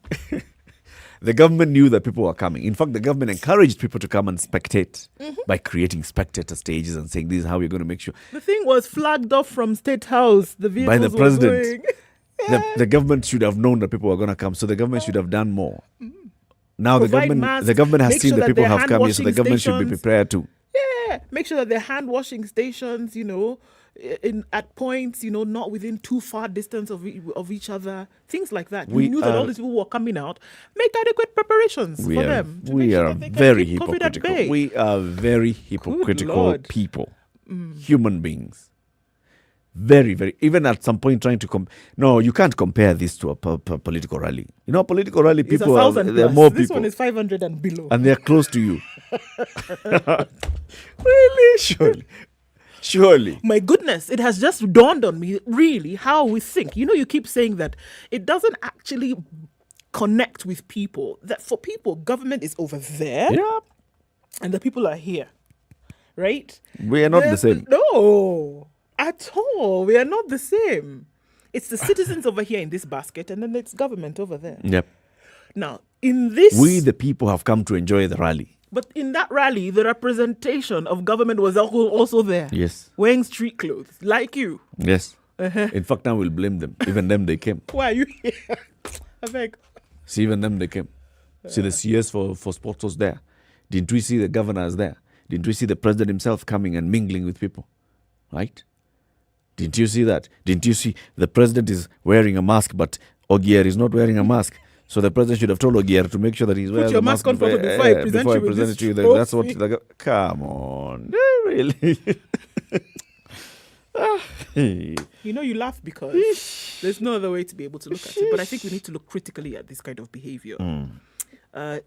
If you have to reserve the right to complain about this, then you'd rather not say anything at all on any other case. Yeah. Let's not talk about government's leaders and rallies. When they go to Wote in the next days, just let it be.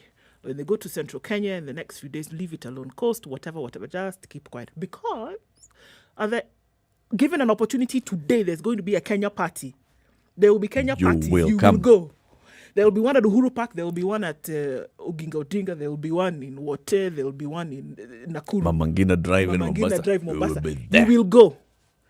You will be there. And then we will come here on Monday and then we will say... We were celebrating our heritage. We were celebrating Kenya, patriotism, with my country. Meanwhile, the people in wherever, they were holding a political rally to come and tell us to vote for them. No. Were they maintaining social distance? Were they wearing masks? They were not. In fact, terrible people. It's this government that's killing its people. Wow. Well, you've got to make a personal decision on this one. Absolutely. We have got to think about it. This one, I think. Yeah. Yeah. Time for us to say goodbye to everybody, and thank you very much for tuning into the Situation Room today. Today's proverb: all monkeys cannot hang from the same branch. All monkeys cannot hang from the same branch. Okay? Yeah. Okay. It's okay. It's okay. Translate it your own way. Yes. Okay. Tomorrow we have more conversations. We'll have a guest host as well joining us. The whole of this week we'll have conversations around very many things like we always do. And thank you very much for tuning in. Once again, our sincere and heartfelt condolences to one of us, Jimmy Kimani from Malindi, who's called to tell us he's lost his brother, his younger brother, to COVID-19. Jimmy, all strength to you. And may the Lord bless you and give you strength during this time. Tune in to the Situation Room again tomorrow morning, 6 a.m. to 10 a.m. Now until 11, it's music uninterrupted, and then Sugar and Spice will be here. Thereafter, Monique at 3 to take you home, and the adults in the room will be back at 7 p.m. Good morning.